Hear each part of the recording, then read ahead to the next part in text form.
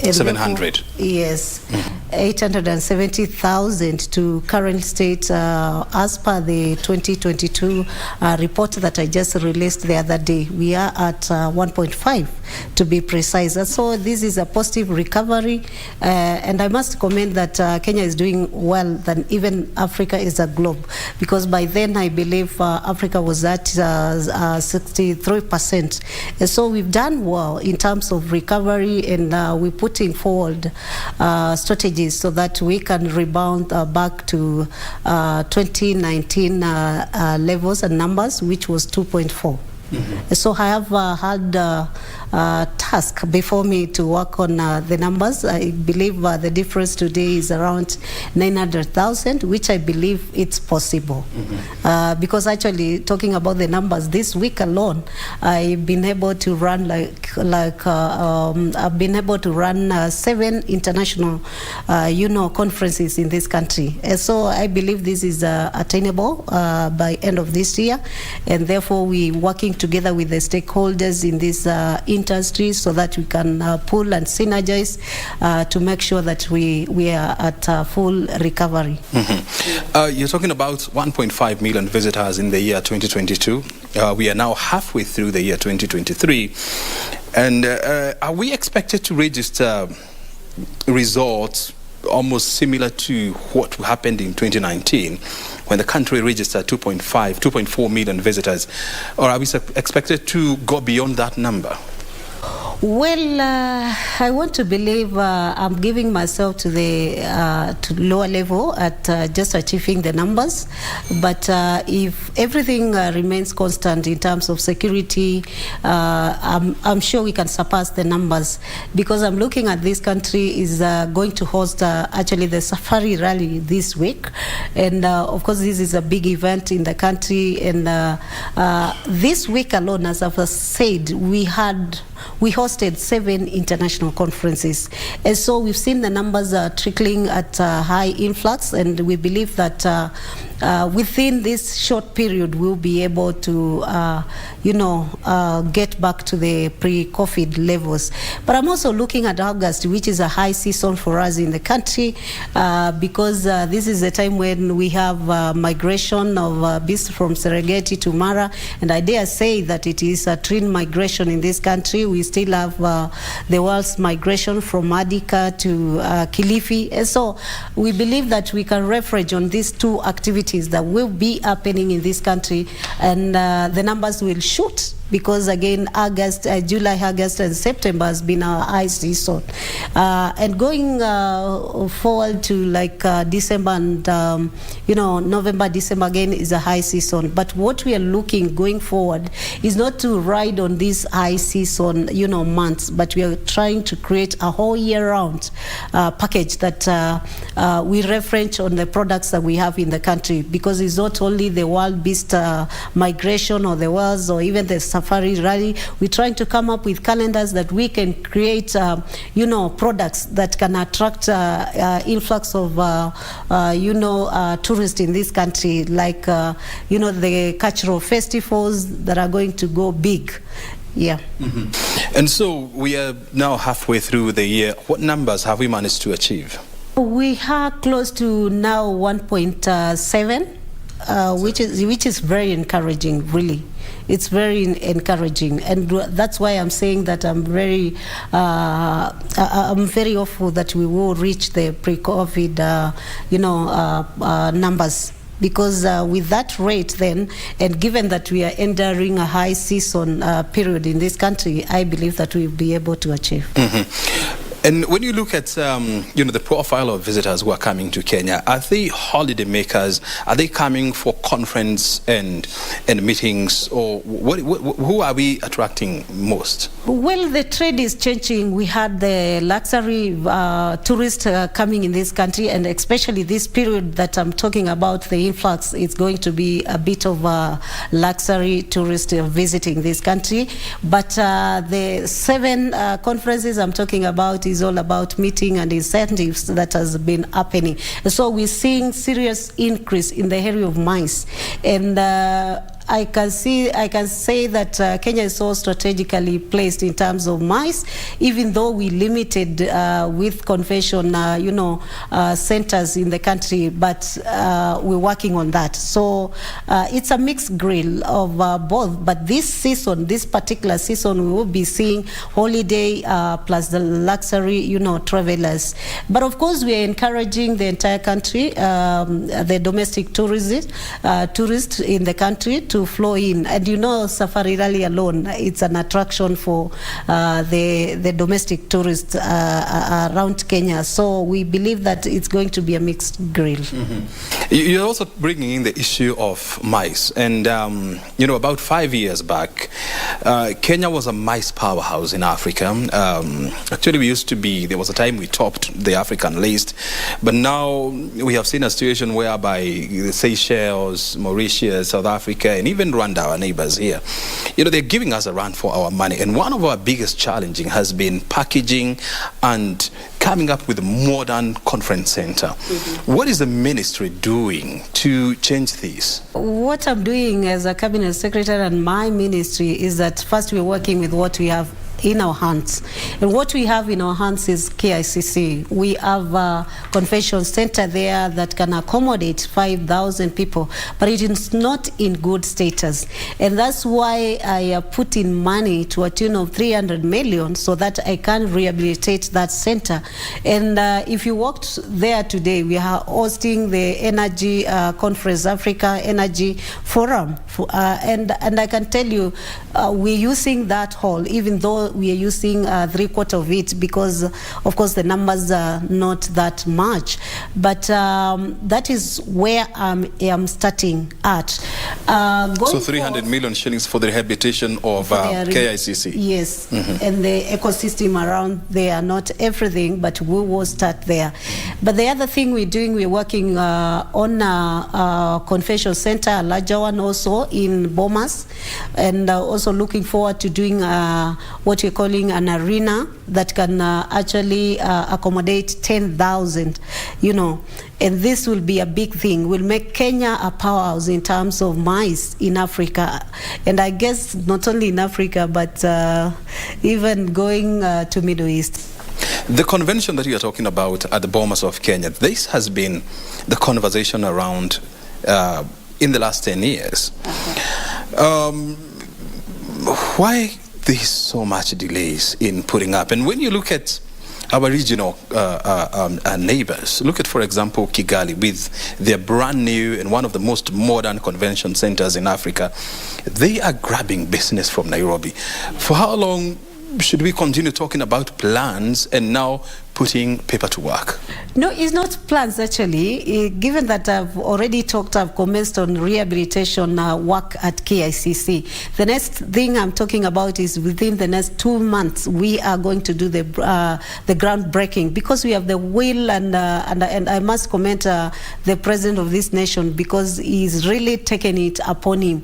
And I think it's because he's been going around other countries and he has seen what they've been able to do, including even the recent one where he came from Zambia, which is a small country, and they already have a convention center. And so because of this, we're not just going to talk about plans in the paper, but we're going to action the plans that we have. Mm-hmm. And so I can tell you it's my priority in this ministry, because that's the first thing I began crying. And I think that was the first thing I shared when it came to our discussion with His Excellency the President, that we need, because we're losing a lot, as you've said.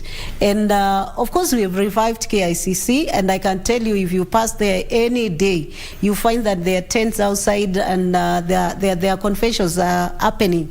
So I must say, looking at what KICC is doing currently, if we open this country with the convention center at Bomas and also the arena at the same place, we'll be able to attract a serious business. And these countries you're talking about as being our competitors, I can tell you, even in marathon, there's overtaking.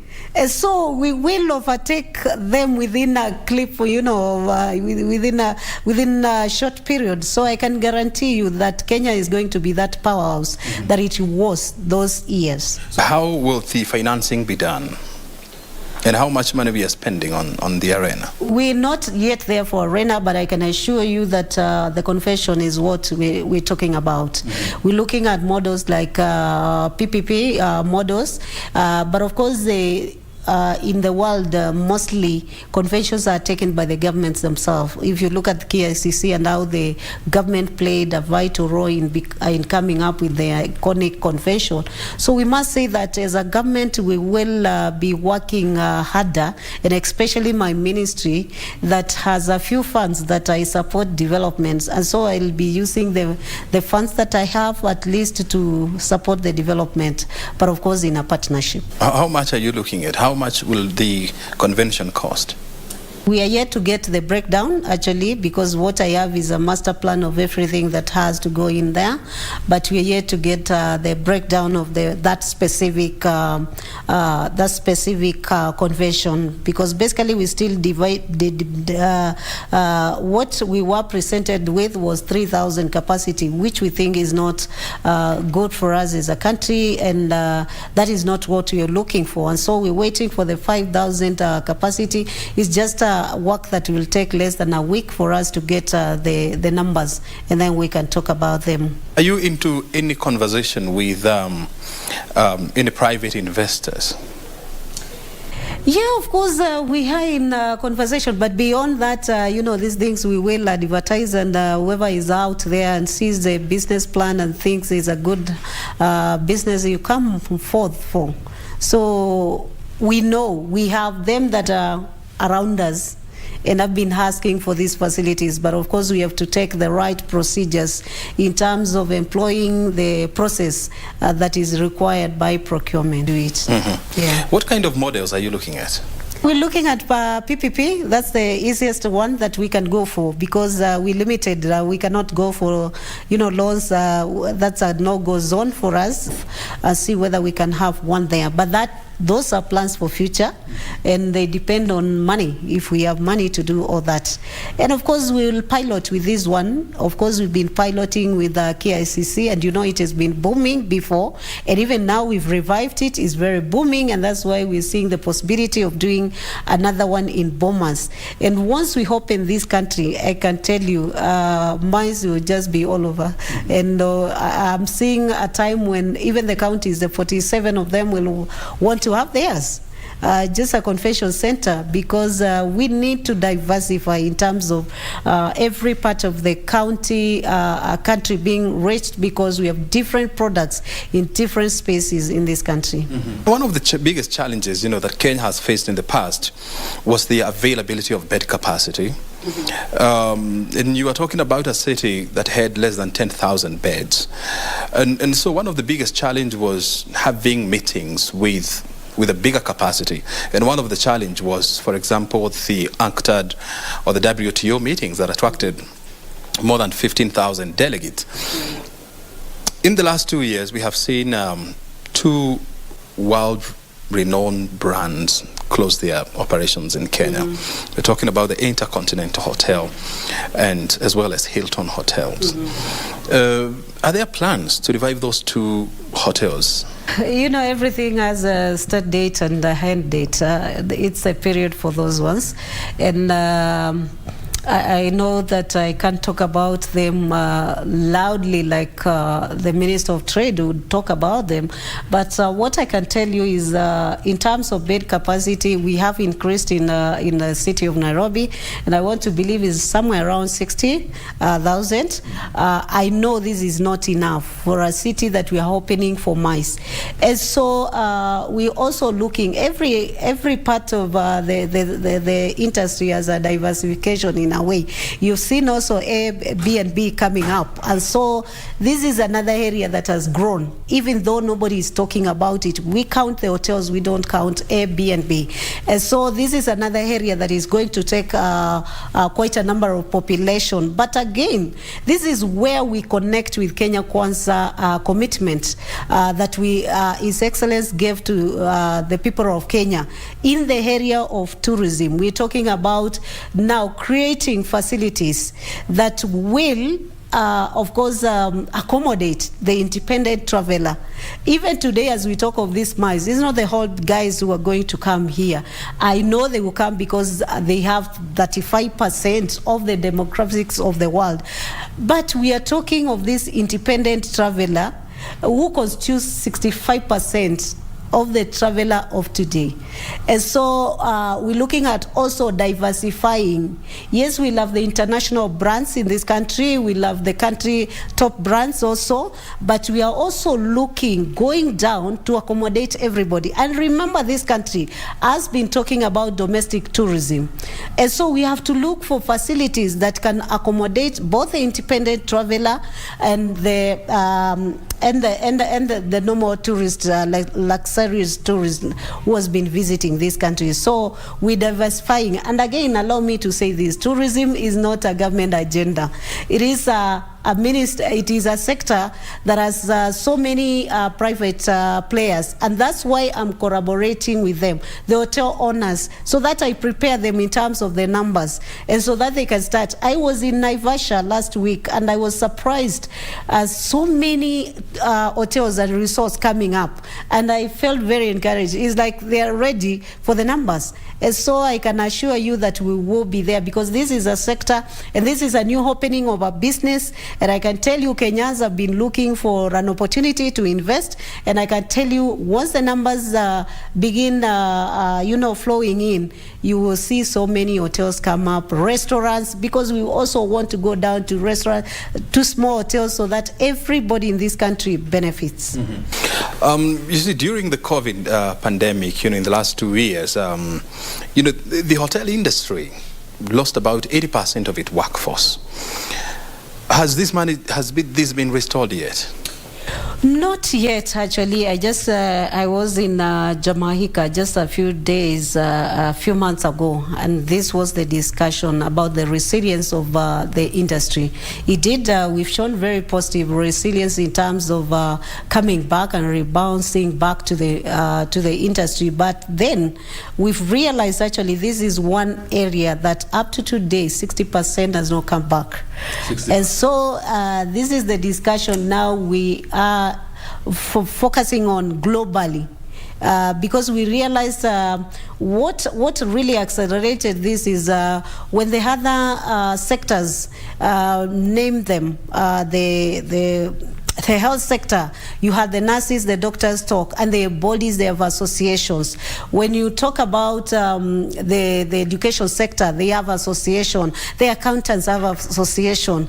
But in the industry of hospitality, actually, we don't have an association, and probably that's why it has suffered, because nobody was even there to sound out that this could be an area that we need to focus and, focus in terms of budgeting. And so I think it's one area that we are having a conversation on, so that we can take one position, not only as Africa, but we're combining our efforts with Caribbean. Mm-hmm. Yeah. And also in terms of developing a tourism package for visitors to Kenya, I know there were conversations around developing various circuits. The Mount Kenya circuit, the Eastern circuit, the Western circuit. Unfortunately, those plans somehow dissipated. Are there plans to revive these? No, they already revived. They have not died. It did. Allow me to say so, because today I talk about 8 circuits in this country: the Coast Circuit, Nairobi Circuit, Central Kenya Circuit, Northeastern, Western, Rift Valley, Southern, And when I talk about these 8 circuits, they exist. But are they vibrant? They have vibrant, but we haven't connected them. Actually, for a circuit to be vibrant, they're operating as, independent circuits. But then what we need is to connect these circuits, so that if a tourist lands in Coast today, he can spend like 2 days and moves to Eastern Circuit, or even to Nairobi Circuit, or to Mount Kenya Circuit. But what will make this tourist move there is the development of products in that area, and the packaging and marketing of these products. And so today I look at a country that has 8 independent circuits, but we are working on connecting them through product development, and beyond this 8 also. We have to agree that our country is divided into 47 counties. So even as we talk about the 8 circuits, we will go down again to the county circuits, where we can connect counties, county to their adjacent counties, and with either similar or diverse products. And so we're looking beyond the 8 circuits actually to even inter-county circuits, because tourism as a sector is actually devolved. It's a shared function. So it is not happening in a vacuum called Kenya. It's happening in Kenya that has 47 counties. So even as we try to regroup these counties, you realize that there are counties that are saying, do not regroup me with this other county. And so we're finding it that we can go down to the other level of now counties. And from the inter-counties, we'll go down to the county itself, where a tourist can come in and spend like 4 days, going around the products within that county. So we are also working with the governors so that they can develop their own, circuits within the counties, and also going beyond, because we know they have also established themselves as economic blocks. And so we're riding over in these economic blocks, which is like what we've had before of the 8 circuits. So it's something that we are working with together with the Council of Governors, and we're progressing well. Madam Waziri, when you look at the operations of the Kenya Tourism Board, are you happy with the work they're doing in terms of promoting Kenya? I am partly happy because they've been able to take us to where we are today. And given that, you have to associate every improvement with who was behind the improvement. Again, we cannot talk about having done well in terms of recovery without them, because they are our marketing agent that we have. They market us globally, regionally, and within the country. And so I must say that they've done their best. And of course, we had just acting a CEO, and we're in the process of now recruiting, a CEO in that docket. And so we know that they're going to revitalize energize the board and the saga better. We're also looking at recruiting other director positions that have existed for long, vacant, and so we're looking at revamping the whole saga so that it can have the right, numbers in terms of staff. And so we believe that I am one person who is giving them 100% of support, because I know probably there are areas where they've lagged behind, but also looking at their work again. I think for some time they've not embraced the change that is happening, and this is a change in the technology, and that's what we are now talking about. What are the marketing strategies that we need to employ, because the kind of tourist that is streaming in the country is a different caliber of tourists. And so we're looking at the marketing strategy itself, where we want to embrace now, a multiple marketing strategy, where we can employ on digital marketing, we can employ on exhibitions, we can employ on joint campaigns, we can employ on influencers, and all these many approaches that are being used, but more so being very sensitive to the traveler and the person that we want to visit this country. Between human resource funding and new marketing techniques, which do you think is the biggest challenge facing KTB? I think it's more of the marketing strategy, I must say.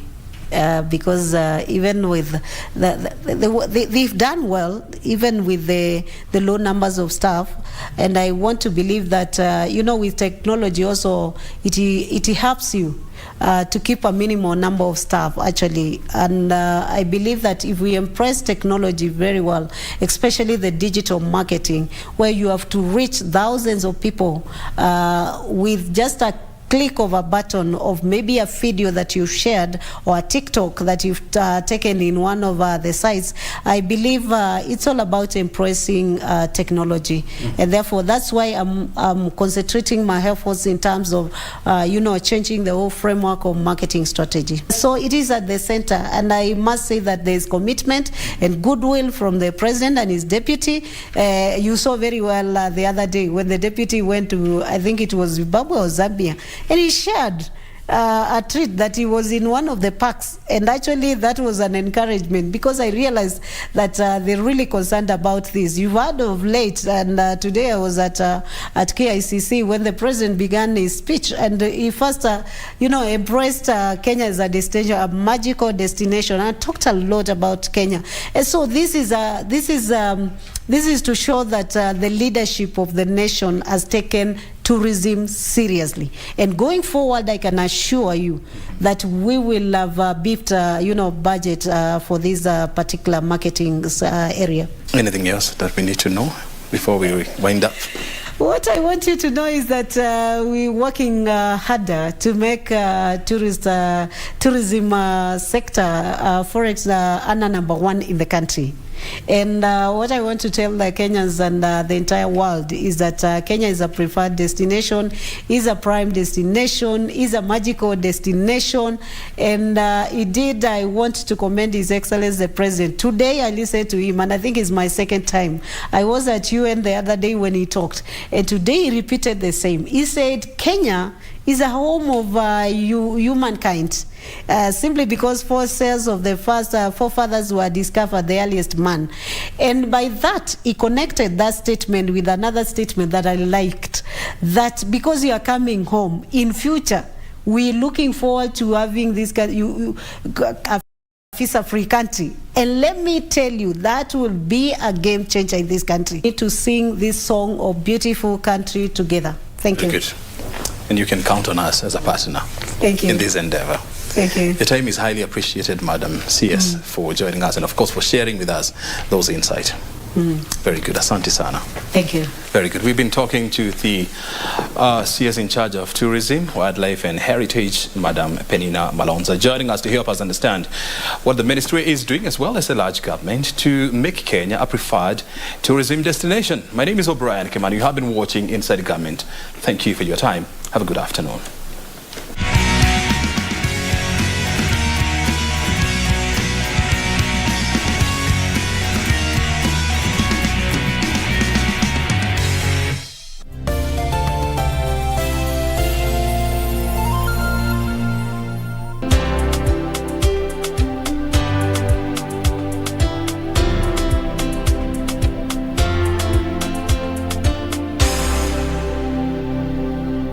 Welcome to East Africa. This is Safari Rally Kenya. The WRC Safari Rally is set for June 22nd to June 25th in Naivasha. This year's event, the 7th leg of the WRC calendar, consisting of 19 stages, will see drivers, among them defending champion and series leader Khalid Vanpera, but what's considered as the toughest rally in the world. KBC Channel 1 will bring you the action to your living room, where a total of only 5 stages will be broadcast live on KBC Channel 1 and the Shakedown exclusive on our Facebook page. Catch the WRC Safari Rally on KBC Channel 1, your true sports partner.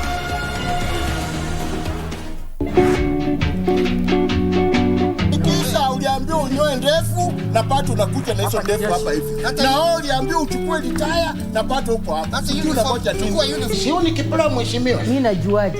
Ndio nakwambia vile kulingana na vile mimi namchuanga. Na kierere ni nini kuleta kwa hivi? Ati kierere. Punguza mdomo. Toa hizo nini kwa serikali niweke kwa kunia saki mheshimiwa.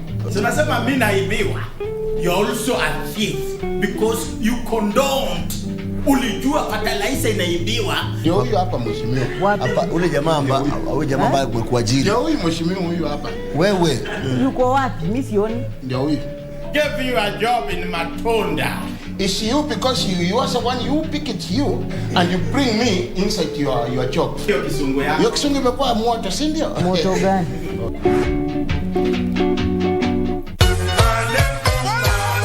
Zambia matransport This is the way we're going to invade your sitting rooms once every week. Allah. And this is what we mean. The originals. Lipua Lipua. Veve Productions. Orchestra Kiam. And so much more. Mirindimo ya ngoma za rumba kutoka pembe zote za Afrika. Zilizopepea, zinazopepea. Kwa kiasi ambacho hutang'atuka ng'o from your sitting room. Wow. Buzi Buziana. Scholar Miel. Betty Beast.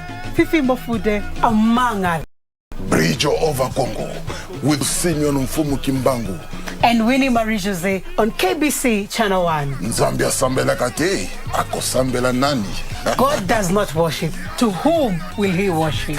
Honorable Kajos Mafu.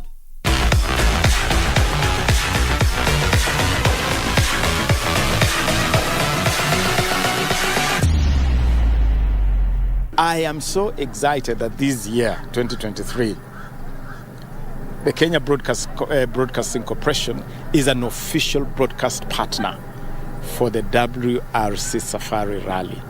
Ordinarily, you have had a situation where the broadcast is exclusive to a lot of the foreign broadcasters, but this time, your favorite station, Kenya Broadcasting Corporation, is bringing you the whole rally live.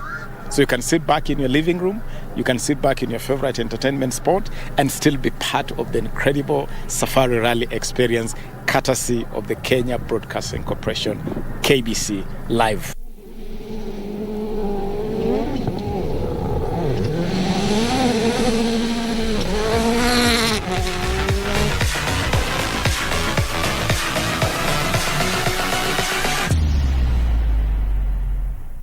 Baba Dylan, nini ilifanyika? Bao za scaffolding ziliporomoka tukijenga na tumemwambia foreman kwamba hii nyumba yajengwa haraka. Mama Steve, mabwana zetu hawezi kufa tukiona. Kesho tupatane hapo kwa site ya huyo contractor. Unapokiuka sheria na kanuni za ujenzi, unahatarisha usalama na ustawi wa jamii. Nyinyi mnataka kutumaliza. Kwanza naenda kuripoti. Kwa sababu hii site ilikuwa imefungwa na NCA na bado mnaendelea. Jenga haki, wajibika. Hakikisha unahusisha wataalamu na kuzingatia ujenzi bora na ulio na haki kulingana na sheria zilizowekwa. Wajibika, epuka hasara, okoa maisha. Jenga haki na NCA. Nimeona medical records zangu all over the internet, plastered by some bloggers. Can you imagine? No country mzima inajua kuhusu status zangu. Kila mtu anajua. We, mlipatia nani status zangu? Mlionyesha nani medical records zangu nyinyi? This could lead to discrimination of a data subject. As a data controller, you have a responsibility to make sure that the information you collect, such as sensitive information, is secure. Ujumbe huu umeletwa kwako na ofisi ya Data Protection Commissioner. Are you a holder of unclaimed financial assets? Surrender unclaimed financial assets today and avoid the last-minute rush. Take advantage of penalties and fines waiver ending June 30th, 2023. Report and surrender unclaimed financial assets today. For more information, visit our website www.ufaa.go.ke/holders or contact us through holders@ufaa.go.ke or call us on 020-402-3000. Do not wait for the June 30th, 2023 deadline. Unclaimed Financial Assets Authority. Receive, safeguard, reunite.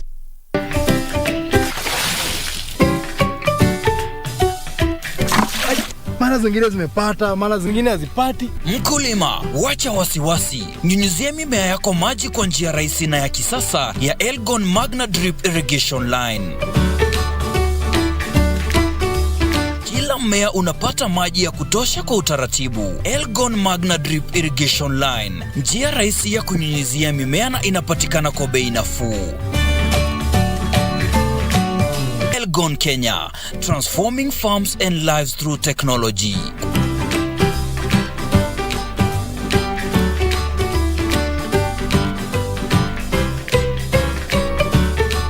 Kwa maelezo zaidi piga simu kwa nambari 0717888877 ama 0733509509.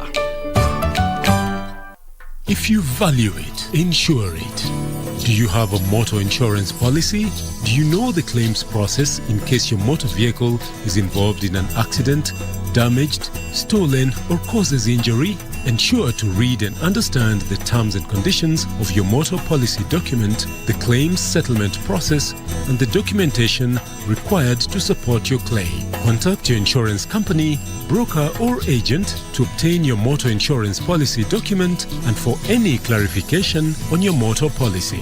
Now you know. IRA, promoting insurance, the insured.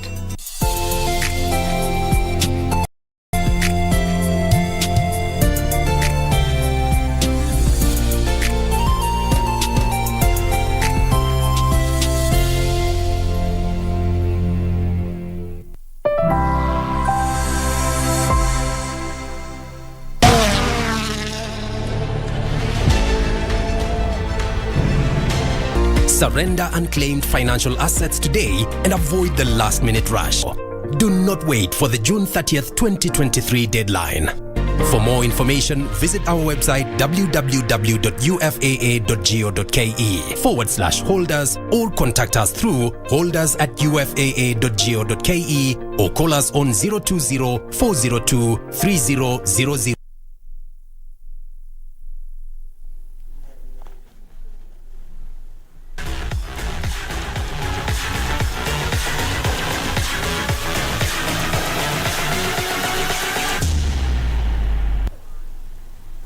Wonderful to have you back. We were in earlier for the morning session of the ongoing World Rally Championship Safari Rally Kenya 2023 edition. And now we're back for the second leg of the day.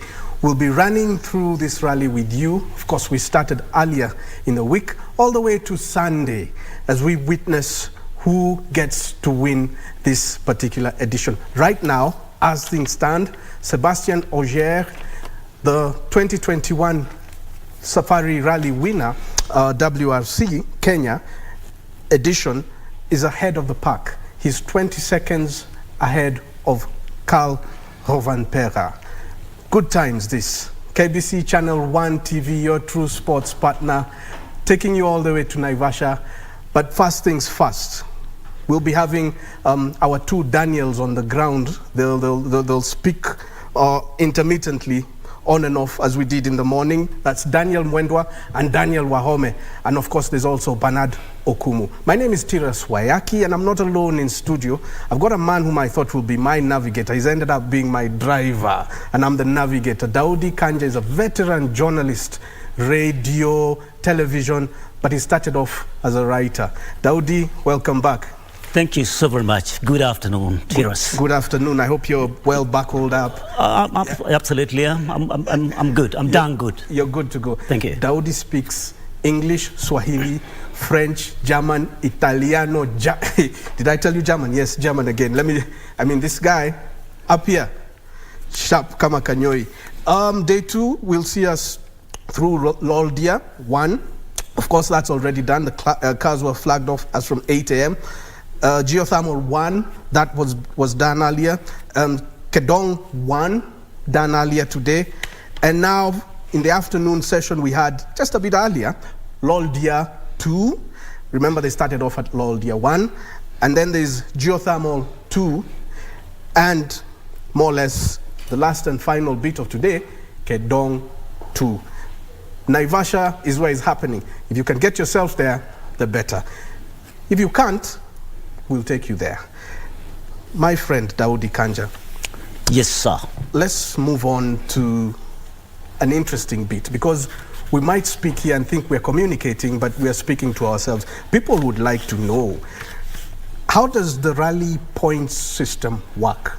And also, how does the penalty system work? Because as of last night, Otter Rata was ahead of the pack based on points. Remember, he did so well the fastest time at Kasarani, and today things seem to be turning around against his favor. And they might just. How does the point system work and the penalty one? No, what happens actually, like now we're doing 19 stages, super special stages. At the end of the 19 super stages would be wolf power stage. Well, every single stage, when they finish the control, there is actually those number of either seconds or minutes taken. So at the end of the finale on Sunday, they will have actually done their mathematics, like our friend at home is very good at those mathematics. And then they do their mathematics, and they'll be able to know who was leading in this particular rally. What happens actually, the leader, the top 10, then get their points. And then number 1 gets 25 points. Number 2, 18 points. Number 3, 15 points. Number 4, 12 points. Number 5, 10 points. 6, 8, 7, you get 6 points. And then number 8, you get 4 points. 9, 2 points. And number 10, 1 point. What if you're 11? But you don't get nothing. What happened now? They go to WRC 2 because of those, so they win points. Okay. So what happens? That's not the end, because there is that wolf power stage, which also there is a chance now. The fastest driver gets 5 points, and then the second fastest gets 4 points. Then third, 3 points. Fourth, 2 points, and one. Number 5, you get 1 point. So that cumulative now, that's when now you announce either Oti Tanak or Sebastian Ogier, like what you're saying, is still leading, or Thierry Neuville has won this particular series. Okay, so if you accumulate most points, but someone else gets to the finish line before you on lesser points, you still get to beat that person, based on the points-based system. What happens in rallying, you don't compete with your nemesis or with your teammate. You compete with time. You run against time. That's what happens. It doesn't matter if you reach earlier. And in the case, if you reach earlier than your timing, you're penalized more. You're penalized more. If you reach, say, like a minute earlier, the control point, yes, every single minute that you reach earlier, the control point, yeah, you're penalized 60 seconds, which is a lot in rallying. And we just realized, you've just said Sebastian Ogier is leading by 20-point-something seconds. Yes. So imagine getting penalized 60 seconds. That's a lot in rallying. So how do you get time bad? If you come in earlier, you're penalized. Now, if you finish later, you're time bad and you're disqualified. What happens now? You lose 10 seconds. You lose 10 seconds. If you come in late? If you come in late, okay, you lose 10 seconds. Good. But if you arrive earlier at a control point, yes, then you are penalized 60 seconds. So that accumulation at the end of the day, out of that 19 super special stages, I would call them so, then they're able to determine who the winner of the series is. So what's the best time to arrive at a checkpoint, for example, or the stages? When you, like what happens now, they'll be doing 6 stages. Yes. So tomorrow they would be doing is it the eighth stage? There is that timing that whoever, if it's Caliron Pero, is supposed to be starting. 6 stages. Today is 6 stages, and then tomorrow will be 6 stages. Yes, 6 stages as well. 6. So now tomorrow will be the 7th, SS7. Is it SS7? Because now they did 1 yesterday, yes, and then they did 6, so that is 7. Yes. So tomorrow they'll do the S stage, the 7th one. So, and there is that timing. Like you're supposed to arrive at the control point for start over this particular time. Yes. If you arrive late or earlier, then you get penalized, dependent on whether you arrived earlier or late. So all players in the game get penalized? Because you can't arrive dead on arrival. They usually get there on time. They can get there, say, like a minute before. Okay. You're just waiting for your time now to be called upon by the marshal. Then you're flagged on. So you arrive and you see you're a bit earlier, you relax. Yes, that's why you see the co-driver all the time is checking on the chronometer. Yes. To tell the driver now, this is the time now. Can you get nearer? And they've already started their car for takeoff. Jeez, this thing is harder than one ever thought. It's a lot of science. It's a lot of science. And you can imagine now, in the WRC point system, I think the smallest digital fraction point that you can lose or you can defeat someone with, or you can, it's actually tenth of a second. Yes. Like I remember, was it Croatian Rally or Sardinia, where Thierry Neuville was beat Elvin Evans by tenth of a second, and he became the leader in that particular rally. Carl was behind Ogier by 2.5 seconds earlier today when we were having lunch. Yes. And now he's like 20 seconds 20 behind seconds. Him. So it's really mathematical. That is humongous. 20 seconds is humongous, but you never know. You know, like they say, like to change even a wheel when you get a puncture, it can take you either 30 seconds. Yeah? They do a lot of practice to change the wheel. But how can 20 seconds be humongous? I mean, we're both moving, we're flying, aren't we? You're flying, so but you've hit a rock. Like what happened with Elvin Evans 2021, he hit a rock. And then he ended up losing more. You get a puncture, you lose 30 seconds. Oh yeah. Even one single second. Okay. It's quite cumulative and is a lot in terms of rallying. So tomorrow, isn't it SS8? Because if we did one stage yesterday, it will be SS8, yes. We've done 6 today. Yes. Presumably.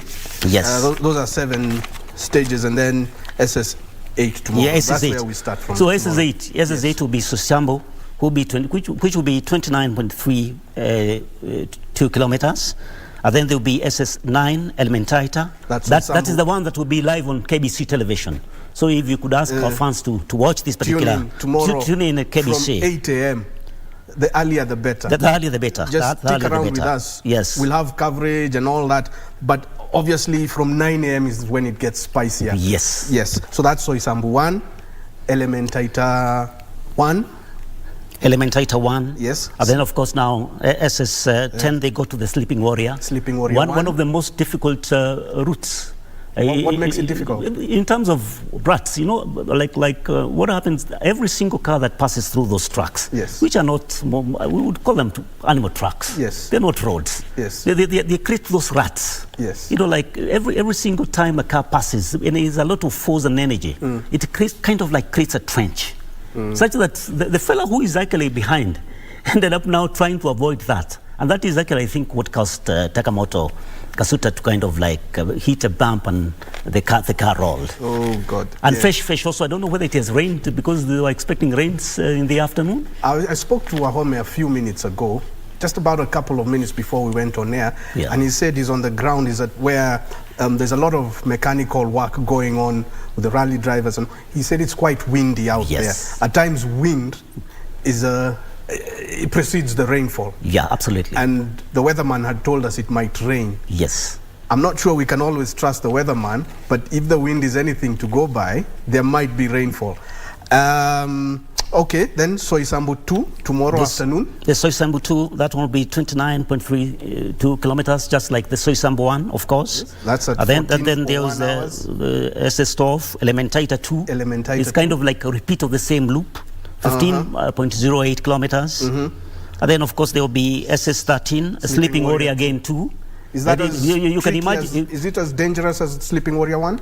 It's the same loop. It's the same loop. Exactly. Now you can imagine those ruts now, because either it's wet on the fresh, it gets deeper and deeper. And that's why you see when they drive in those cars, they get jumpy, because of the deep trenches that actually have been created by these cars. And of course, after that now, that was Sleeping Warrior. Then that will be it, 1603. That will be the car last expected at the Sleeping Warrior. And then there's the random wild animal crossing your path. They are wild animals. They're the zebras. They're the giraffes. So you must always be cautious and imagine those guys are doing 200 kilometers an hour. Those cars are flying. When Patrick Njiru once ran into a giraffe? He ran into a giraffe. I don't know whether he was retired. Very sad news. I almost Did he retire? As a young boy. No, he came back. Hey, he finished. No, that particular rally, that was the end for his story. Yes. I thought you're talking of retirement. No, he came back. He came back, okay. But that particular incident, that was the end of his rally, and I almost cried. I was a little boy. We woke up very early before going to we're told Patrick Njiru. Yes.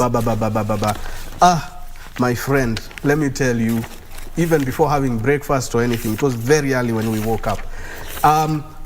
We cross our fingers for the safety of the rally drivers out there. It's actually quite a safe spot. if you look at the gear that's... Oh, it's quite safe. It's quite safe. Someone said it's...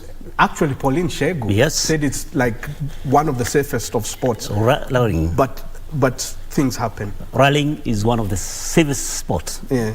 It's just like flying airplane. It's actually the safest to travel ever. Because you have that fireproof attire. And then you have the total gear as safety measures. Those are some of the things that WRC look into. You know, like that homologation, you know, like is your uniform fireproof. Yes. You know, is your fuselage cage. Yes. It's safe, you know. Just in case the car rolls, the car will roll and you just come out scot-free. But the late Kenyan music maestro Fundi Konde told us, ajali haikingiki. Accidents happen. Accidents do happen, like what happened to Craig Breen. You know, like that was a freak accident. You know, like you're doing pretty well, and then the car swerves or left hand down to a fence, and then the pole comes in and smashes you to death. Ajali haikingiki. It's true. Yes. Pauline Shegu is one of the Kenyan lady rally drivers in this particular event. She started off right here at Broadcasting House. Actually, if they could allow me to make a door right through this wall, you'll walk pretty much straight into the newsroom and walk back. Just behind this wall, that's where she began her career as a journalist and, interestingly, as a rally driver too, because there was something known as the intermedia rally driving, just as there was the intermedia football. And Pauline, whom I watched learning how to drive a car, she didn't know how to drive a car previously. And then I saw her taking her lessons and all that. Look where she is right now. Beautiful stuff. Beautiful stuff. I remember those media category thing was started by Baba Shiroben. Yes, you know, Baba Shiroben, the late, he was so much into rallying, and bless him. He was so much into supporting the media to get into rallying, and these are the fruits of Baba Shiroben. This is it. Pauline Shegu. Yes. We see them doing pretty well. But before Pauline Shegu, there were pioneer African rally drivers. Yes. Whom I want us to talk about. People should know our history, where we are coming from with this. Otherwise, they won't fully appreciate that this thing actually has an identity of its own. Who are some of the pioneer African rally drivers that you, of note? Pioneer Africans, we have the likes, like 1958, we had actually two Africans. And that is the time it was called the East African Coronation Safari. 1958, even before independence. We had someone like Kariuki Ikaria, who was actually navigated by Otinda Odongo. And of course, we had Maina Kipsoke and Taiwan Kipsoke. They never finished the rally, but then of course they were able to kind of like take part. And then of course we had the likes of Danson Kiunge Mundia and Karanja Wadhuita. Danson Kiunge was a superstar. He used to work for Pullmans in Abercrombie and Kent. He was tall, dark and handsome. You know, like me. Like you. So he started 1960. I don't know whether it is actually mythical. He was able to finish the Coronation Safari. And then it was 5,100 kilometers. Took you from Nairobi to Kampala, Nairobi, and then Nairobi to Dar es Salaam, and then Dar es Salaam via Msambweni, Voi, Churu Hills back to Nairobi. And at the end of the day, the story is told. Well, I don't know whether it's mythical because I was not there. It was a small lad. That him was able to get a price of 2,500. Those days. And Karanja Thoita got 2,500. So what he did, he had some kind of like saving, having worked with the tour company then. And then he went and bought a KKF Beetle. Cash, I think at 4,000 shillings or 5,000 shillings later about. But having driven for 1 year, he decided to sell that KKF because in the 60s and 61, Peugeot 404 was a very popular car. You know, like Pat Shackland. You know, like there was another guy from Nakuru who was actually in charge of the motors of Peugeots in Nakuru called Norwick. It's somewhere around the 1950s. So he sells the KKF Beetle and decides now to go into a showroom to buy a 404 Peugeot, which was costing 6,000 shillings. He had actually done his research. So he enters into a showroom, finds some 4 Zungus there and a lady Mzungu. They ignore him for about 10 minutes. But ladies as ladies, they feel no. I mean, why are we embarrassing this handsome young man? She comes and asks, what can I do for you? And then he says, I want to buy a car. And then the lady asks, well, who's buying it for you? Who is buying it for you? Yes. And then say, it's nobody who is buying it for me, it's me who is buying it for myself. Yes. So the lady goes back to the manager and tells this guy wants to buy a car.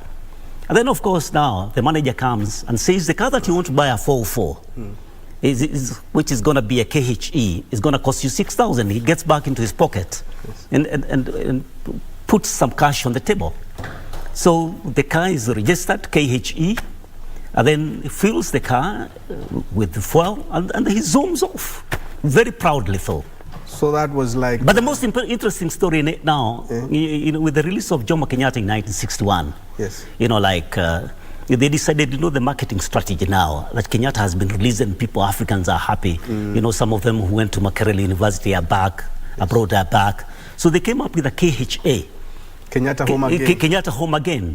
And then Africans really bought those cars. So that was Danson Kiunge then. The story, we have more Africans who participated in the 60s. Yes. If we have time, then I'll be able to tell you who. And Patrick Njiro, his debut in 1983 with Dave Macharia.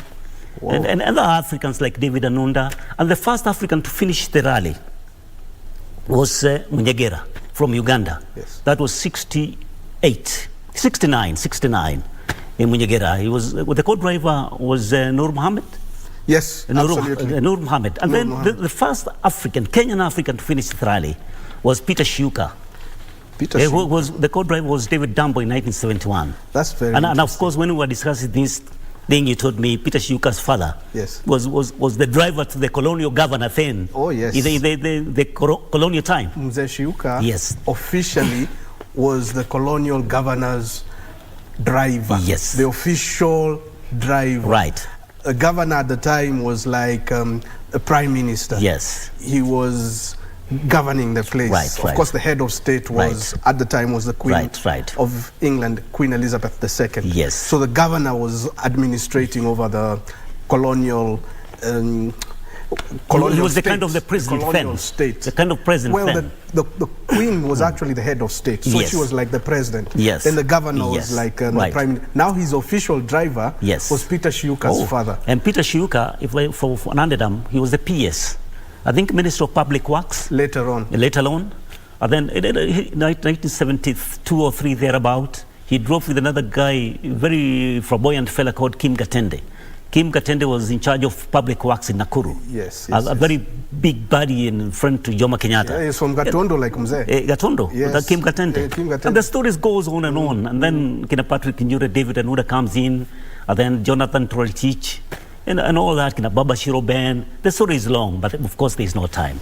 There's a bit of time. We can chat a bit about the history of Kenyan Safari Rally media coverage.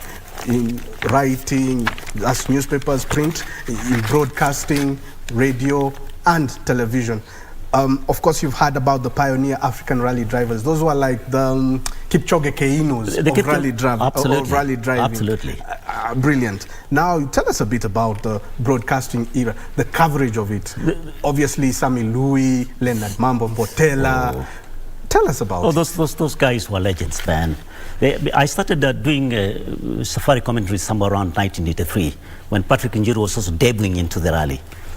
82, 83 thereabout. But the legends of coverage of safari rally were the likes of Kinasami Lui and Salim Mohammed. Those are the people that would, like the way we are getting report now through social media, instant. Is like Sami Lui would actually be in a helicopter with Salim Mohammed and Mohammed Abdullahi reporting live from the routes, and those routes were cumulative of more than 3,000 kilometers. Kenyan broadcasters up on a chopper. On a chopper, I'm telling you. That's what we see today, and we're talking of over 40 years reporting ago. Live. And of course, we had Kina Leonard Mambo reporting from KICC. And then it was actually the low courts then. I don't know whether it was, is still the low courts before even KICC, the Supreme Court. There, yeah. And then we had the likes, of course, that Mambo who I've just mentioned. We had the likes of even Stephen Kikumu during the colonial time, broadcasting live. And those stories were quite interesting. We had Eric Munene We had Donald Wuch, who is actually deceased. We had Saleh Mohammed, who passed on, I think, about several months ago. Those are the legends of broadcasting. As far as, and they kept us to tools, man. The car number 45 of Badshakland or whatever, the car of Vic Preston Jr., you know, they are truly legends of this. When you said about broadcasting live from a chopper up there, was that for television or radio? It was actually for radio. Okay. For radio. Okay. Yeah, both the English service then, which is it was general service then. Yes. And then Swahili Swahili service then. Those live reports. So they are telling you like the way you hear of football commentaries. No. Absolutely. Just like the way Mambo would actually do commentaries on football. The Henry Motego, or the other guys who are very popular in football. Kadenge Nampira, like that. Sami Louis, Salim Mohammed, Mohammed Abdullahi, those were great people. My goodness. So there must have been memorable moments. Very memorable moments. And you know, something else that I would like to mention to you is that these cars used to be raced day and night for 6 days. Yes. For 6 days. Of course, they would have some sleepover in some certain control points, like say like Mombasa or Dar es Salaam or Kampala or Nairobi, say like 2 days. And then day and night. So I remember me and my friend Tom Magero, who is actually deceased, I used to be, and my friend Frank Mirori and Karanja Kimwere, who are my actually producers. I was a reporter then. We would go, like, if we want to cover Churu Hills, sleep somewhere in Ukambani, and make sure that by 4 or 3 a.m. we've woken up to go and wait for those cars at Churu. And then after 2 or 3 days, we are down at Charangani Hills, waiting for them, having slept over either at Eldoret or Kitale. Those were them days. And you know, the technology then was film, 16mm. Yes. You have to bring it by Wepesi for it to be processed, and then for it to be edited. You know, sometimes you're running it cuts, and then of course you put a caption there, normal service to resume as soon as possible. Yes. It's history now, and the technology is quite good now. And there are also good rally writers for print media. Absolutely. Do you remember of any? We had someone like, the one who wrote that mythical story was actually Joseph Karemi. Joseph Karemi worked for the East African Standard. The guy that wrote the book Kenyatta Succession. The Kenyatta Succession. The guy also who brought us the story of the Madenge story. Yes. I don't know whether it was fiction or real. And just like whether it was fiction or real, I don't know whether this dance on Kiunge Mundia's story was real or fiction. Yes. You know, but those were very good writers. Kinochiro Aruru. These guys for the weekly review. Very good at painting words. Actually painting a scene with words. You don't know that it's fact or fiction. Yes. And they have to add a bit of salt for the food to taste. And we had those very good photographers from the print media.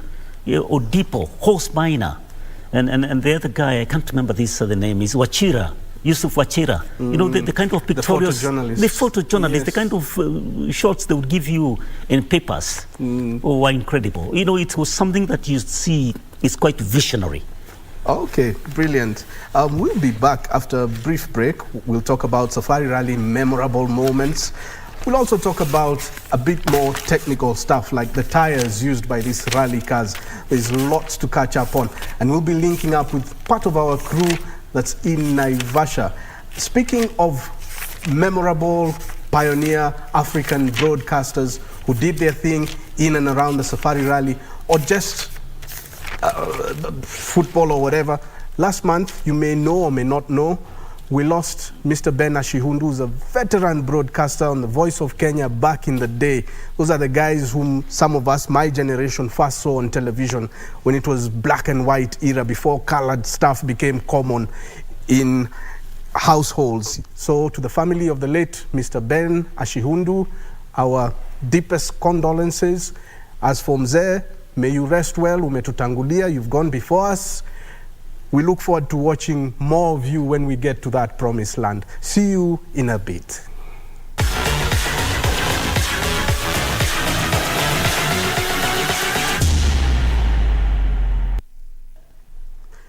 We told you earlier on in our morning session about how the Safari Rally began, almost like a joke. Some 3 guys were having a few beers and then they decided, do you know what?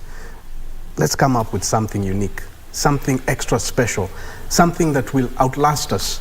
And from there, the Safari Rally was born, but not before the idea being rejected by the East African Automobile Association. However, the following year, after that rejection, the Safari Rally took off against all odds. And this year marks 70 years, believe it or not, since the Safari Rally began.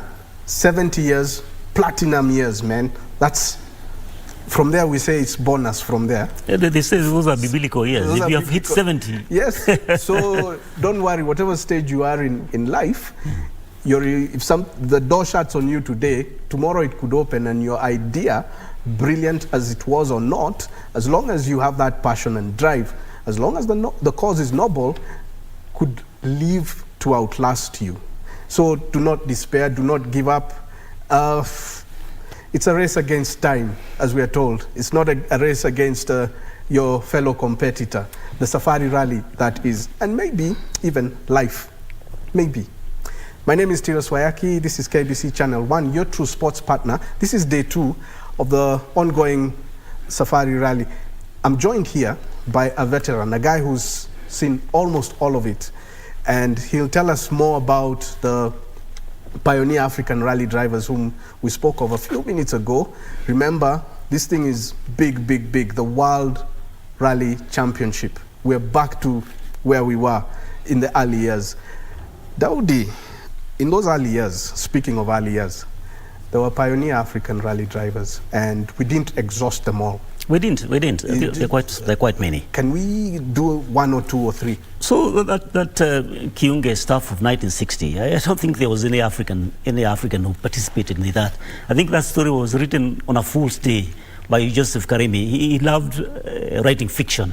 So what happened actually in 1962 also, there was actually one African, J. Mwangi and N. Mureu. They were doing a Volkswagen, the Beetle, you know, the old Beetle. Yes. And that was a good car then in those early years. The one that had the engine at the back. The one that didn't use water. You know, the engine at the back. The engine at the back. They would say, kill the driver and they save the engine. And that the was the boot, cliche or then. what they call the hood.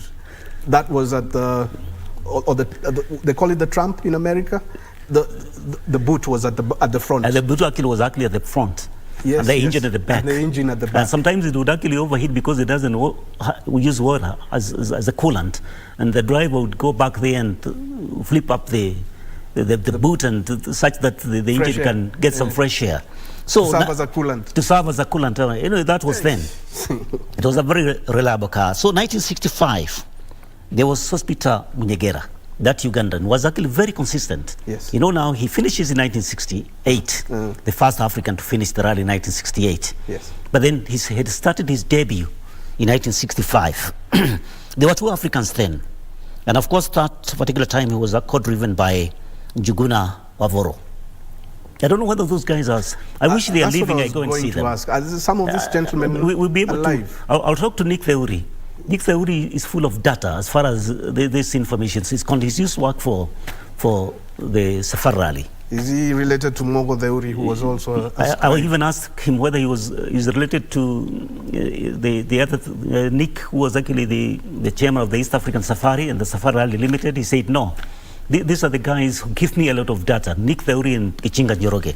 Of course, 1966, we had actually 2 drivers. There was Kim Gatende. You remember the Kim Gatende you said he's come from Gatundu? Yes. He was a very powerful engineer in Rift Valley. Yes. He had a rapport with Jomo Kenyatta then on 1-to-1. And Mzee loved his rally. You know, he's actually one of the guys. Yes. He nicknamed Eric Cecil, who gave birth to the idea of the Safari Rally. Called him, toka leo wewe utakuwa unaitwa Bwana Safari. Bwana Safari. Bwana Safari. Eric Cecil, later known, I think, before 70s, he relocated to Australia. But he would once in a while come back to see the flag of rally, because that was his brainchild. Yes. Somewhere in a pub, somewhere in Limuru, when they were having drink with those 2 buddies of his. 2010, is it? Or 2006? I think 2010. And 2010, he's done a book. I was trying to look for that book. Yes. I haven't gotten it, but I think I'll try and get it from the Amazon, because I went to some certain I think book. it's someone who wrote about him. I tend to think it's him. Oh. I don't know whether it's him. I'm yet to confirm. because I'm still looking for it, but I think I'll be able to find it in the Amazon. And of course, 1966, there was that Kim Katende, your friend, who was a great friend to Jomo Kenyatta. My friend. They used to speak Gikuyu at Derere. And of course, Peter Munyagera, co-driven by Njoroge Njuguna. And then 1967, we had only one African entrant. That was Munyagera again. Yes. Munyagera must have been a rich man from Uganda, because to be able to bring in those rally cars, although they were kind of like Juakali, you'd go to, what is the name of that Juakali garage that used to be somewhere around River Road? Grogan, is it? Grogan, some of those rally cars were made in Grogan. So long as you have those roll bars and all of your car is homologated, of course you enter into a rally. Then, and then 1968 also, there were 4 Africans. There was Edward Mbogori, and Kimani Mwaura. They were doing a Ford Anglia. Ford Anglia, you remember? It was a very nice car then. In the 50s and 60s, yes. I remember Daniel Njuguna Gatei, a very prominent broadcaster. Yes. He went into a showroom and bought a brand new Ford Anglia.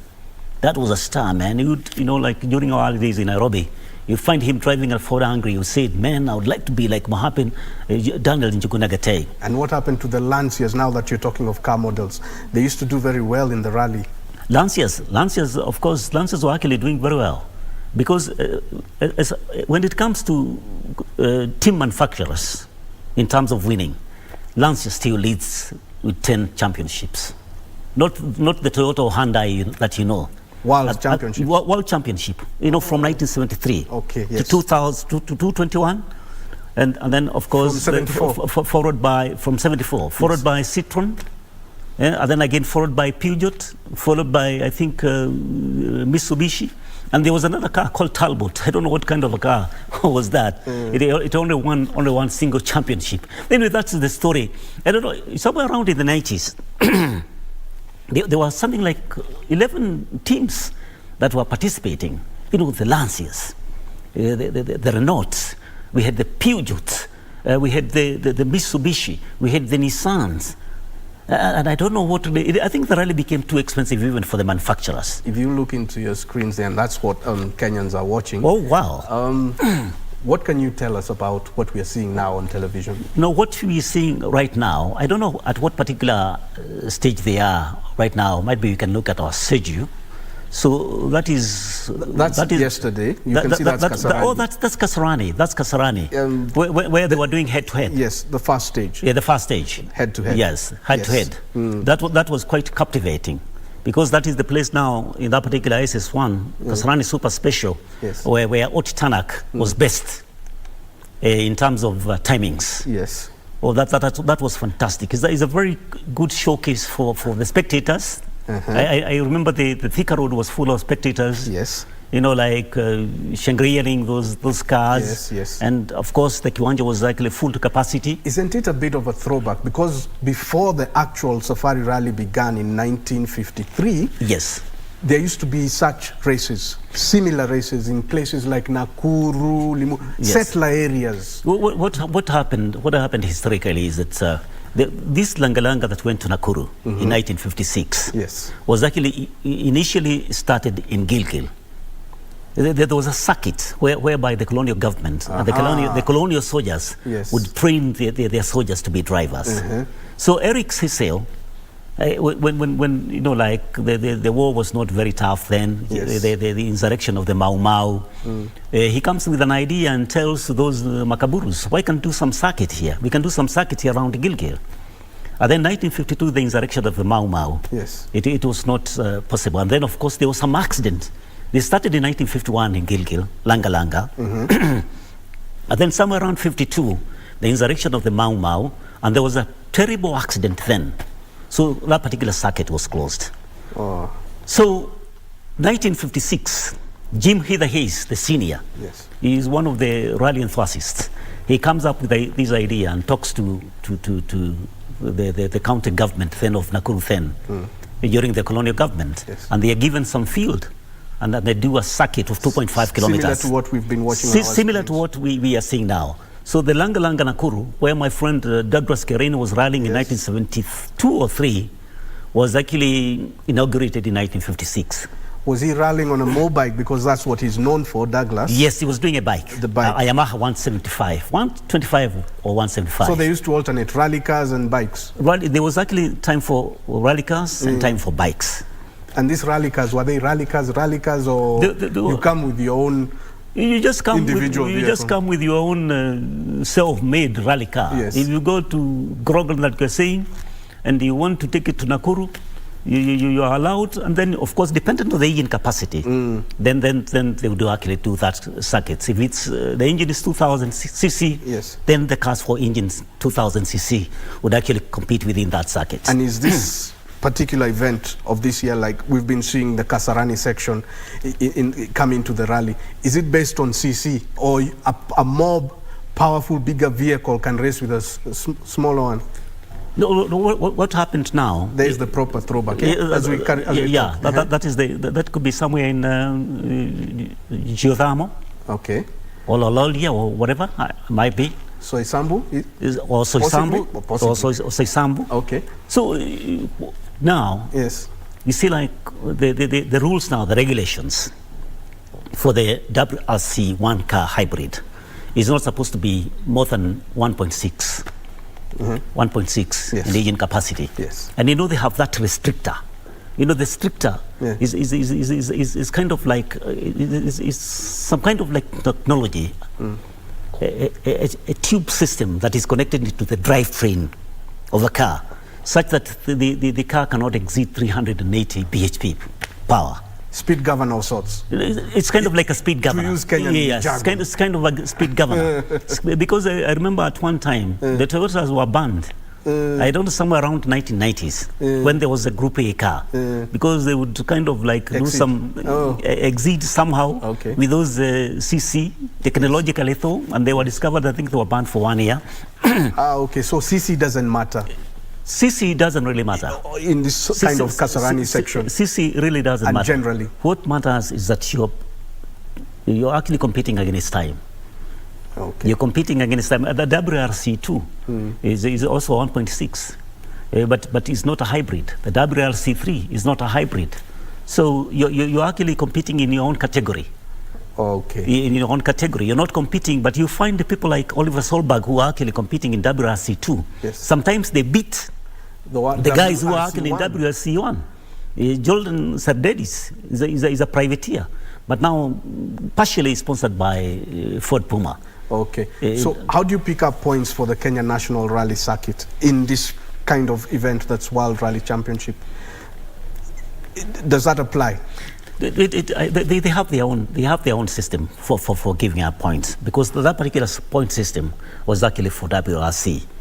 And now, but the Kenya National Rally Championship points, which is there. There's a system that they use when it comes to giving points on how one acquires those points.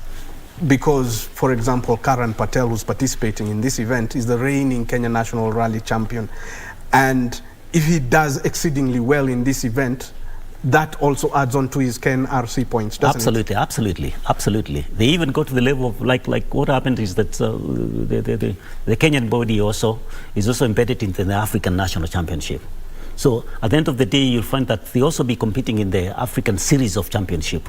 So that's a great platform for the likes of Karan Patel and Carl Tundo, who's a very good rally driver. That's why you find him now driving in the WRC2. And also for a guy like Nikhil Sachania, who's Kenya's first paraplegic rally driver. Absolutely. It's not rallying that caused him the disability from waist down. Yes. It was a quad bike accident. Yes. Just over 10 years ago. Right. And he was told he'll never be able to walk again. He thought the world now had collapsed on him. Yes. He was able to get treatment in India and here. Yes. And over time, he got back into rally driving, and he's out there, believe it or not. What a story, what a comeback, what an inspiration.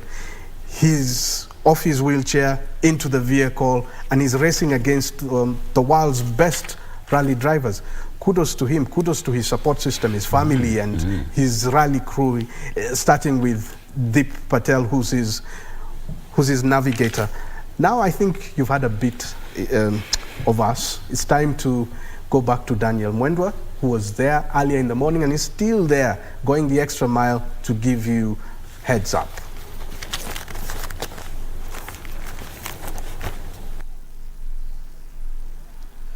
Thank you so much, Tyrus. We are here at Kendong, the spectator stage of today. And if you can see, if my camera person will pan, you will see that most of the fans have been here, have been coming and to either have a look of this year's edition of the WRC Safari Rally. In today's result, as per now, Sebastian Ogier, who is navigated by Vincent Landols, is leading, followed closely by Kale Rovanpera with his navigator Johan Halton, Helfin Evans and Scott Martin on the third place. And as you can see, our Kenyan team of Karan Patel and Tausif Khan, as per now, you can see they are in the 22nd place with Makrei Kimanthi and Mwangi Kioni taking the 26th place. We are joined by some of the fans and we will be interacting with them, talking to them, who will be telling us about today's experience. Introducing yourself, your name, maybe tell us how has the day been. Oh, my name is George Mudemba. I'm from Nairobi. I've come to Naivasha purposely for Safari Rally. This is my third year. I enjoy this sport so much. The day has been good. I was in the field in Kidong and I saw what happened. And now I'm waiting for the last vehicles to go and check in the service area. And then tomorrow, of course, is the second leg.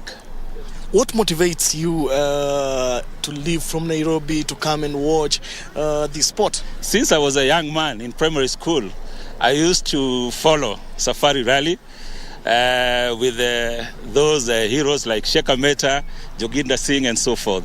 So this thing is in my blood. So every time that we have this kind of rally, I do follow it, and that's why I'm here in Naivasha. Have you ever tried maybe this sport? Not. I like driving, but of course I don't like driving as fast as the rally drivers do. Which driver maybe do you want maybe to bag this year's edition title? Of course, my driver has always been Oich Tanak, but I know now he's not in the three numbers. But I also like Rovanpera. I like young guys, and I am very impressed by the way they are doing here in Kenya. Kenyan drivers led by Karan Patel and maybe Makrei Kimanthi, Jeremiah Wahome are also joining this sport and are coming on a high note. Do you think that this is a secured or a promised talent in the near future? Of course it is, and I congratulate them. So far they have done a very good job, and I hope that at the end of the day they are going to secure the spots that they are supposed to do and even get the points towards the second class of the sport. Thank you so much. We're also joined by, maybe you tell us your name and tell us where you're from and what encourages you to come and check the sport. Actually, my name is Martin Mutava. I'm all the way from Ruiru. This is my third year in Naivasha.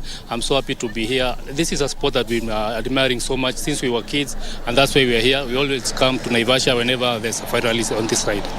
What motivates you to come here every year? Because this is bringing a lot of investment in our country, and we're happy that the organization has brought the sport back to our country, and it's really bringing our economy back to these feet. Who are you supporting in this year's edition, maybe? Actually, I'm looking forward to our Kenyan drivers because we have seen very young boys coming up. We have Wahome, we have Anar, so we're happy for the young boys that are coming up. A message to all motorsports fans. Take care, be responsible, drive safely. Thank you. We also joined by someone else here. Pengine utuambie majina yako na utuambie ulianza ama ulikuja huku lini na nini kinakufurahisha ukiona magari ya hizi. Okay, kwa majina naitwa Triza. Naishi hapa tu Naivasha. Although sijakaa sana. But when nimesikia kuna Safari Rally, since I've been out of the country, I've never watched Safari Rally. This is my first experience. It has been beautiful. We have been in KWS. We have been watching over there. Then we came down here with my son. And it's a beautiful experience. I wish people could come and see for themselves. And sometimes kutoa stress. Yeah.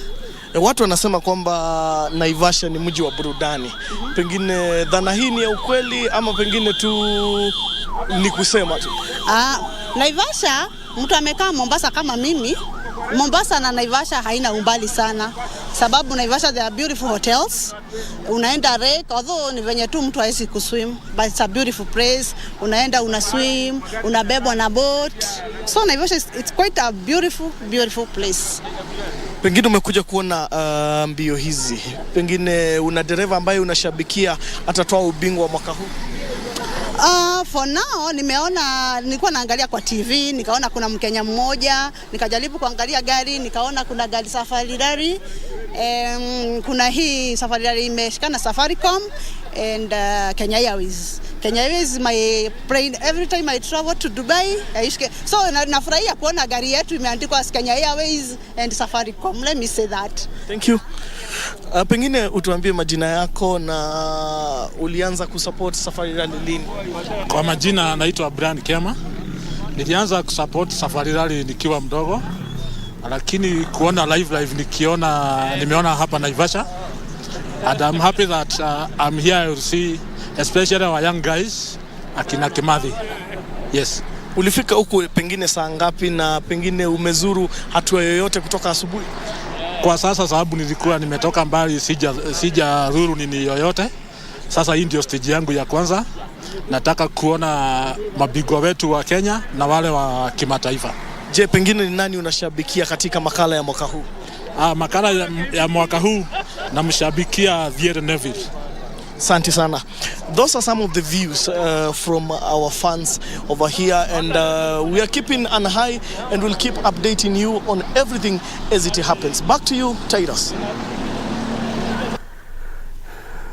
Wonderful stuff. Naona mko kwa ground. Kenyans are on the ground, and not yet. Now that the weekend is about to kickstart, a lot of you will be heading out there to Naivasha. Safe travels, drive safely. You're not the rally driver, you're not racing against time. You take your time, get yourselves there in one piece, enjoy, come back. This country needs you. We need to take Kenya to the next level. And we need to have you next year for more Safari Rally action. My name is Tira Swayaki. This is KBC Channel 1 TV, your true sports partner. In case you've just joined us, we're talking Safari Rally. This is day 2 of the big event. It's now part of the World Rally Championship calendar. My friend will be right back after this brief break, so don't think we've forgotten you. This is Daudi Kanja, a veteran broadcaster, radio, television, etc. Daudi will have you back in a bit. Let's take a break. What a day it is, and right now it is the end of section 3, and so the drivers all are coming now back to service.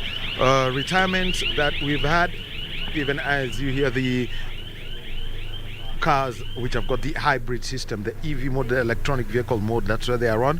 So we've had Binesh Rod and Terry Noiville all getting through, and we've got the defending champion now overall after Kedong, which is SS7. It's lying second overall. Kale, just to put into context, 2 close stages are geothermal and Kedong too. I mean, you could see that you picked up the pace. Just what kind of changes happened at service? Yeah, of course we made some changes for the second pass, and I think we were expecting to have a bit higher grip on the second pass, definitely, and now when it was drying up, it was actually quite slippy, and a lot of cleaning for us, and also the setup didn't really work so well on the narrow parts of the stages, so we lost a lot of time on the first stage of the loop, and then the next 2 ones were okay. Overall, what's the feel of the car after, fast, proper full day of rallying? The feeling is quite good. I want to find some few things hopefully for tomorrow, and then if the feeling is better, hopefully we can start to fight back a bit. Saturday is usually the longest day of the rally. Just to put it into context, your first section is it's like an entire national rally championship in Kenya. So you're going to do what, 400 something kilometers? What's your plan to tackle that? Yeah, it's gonna be a long day. Definitely a big challenge, and I think tomorrow's stage will be much more rough than today. So even today it was always a challenge for the cars, like we saw, and tomorrow will be more rough. So yeah, we need a clean day. All right. All the best tomorrow. Thank you. Thank you. Kalle Rovanperä, driving for Toyota. Well, he said that at the end of Loldia 2, he had some little bit of setting that was out there. So they always set the suspension so that they know that this is how we, the car can react to that. And Loldia is usually very, very, very bumpy. That is what I would say, extremely bumpy. So for them, it was quite important. But, for the 2 stage times he's had, he's now 22.8 seconds behind rally leader Sebastian Ogier. So we've had the winner of 2021. That is Sebastian Ogier. He's leading the rally, and 1 hour 14 minutes 38.7 seconds, and that is after 7 stages of the rally. So that's how it is. Kalle Rovanperä currently lying in second place, 1 hour 15 minutes 1.5 seconds, 22.8 behind. Elfyn Evans completing a Toyota 123 at the end of day 1, and that was 1 hour 15, 22.2. And now we've got Oitanak. He is lying 7th provisionally. Kedong 2 still running. And just, your feel about, the second loop and how the car behaved there. All the same. Didn't have to change a tire this time. And we had a clean loop. What was the feel of the second loop? Because, at times the roads get a lot of ruts after the fast pass. First 2 stages not too bad, actually. We're in quite good shape on the last one. Definitely there were some quite rough places, but nothing dramatic, to be honest.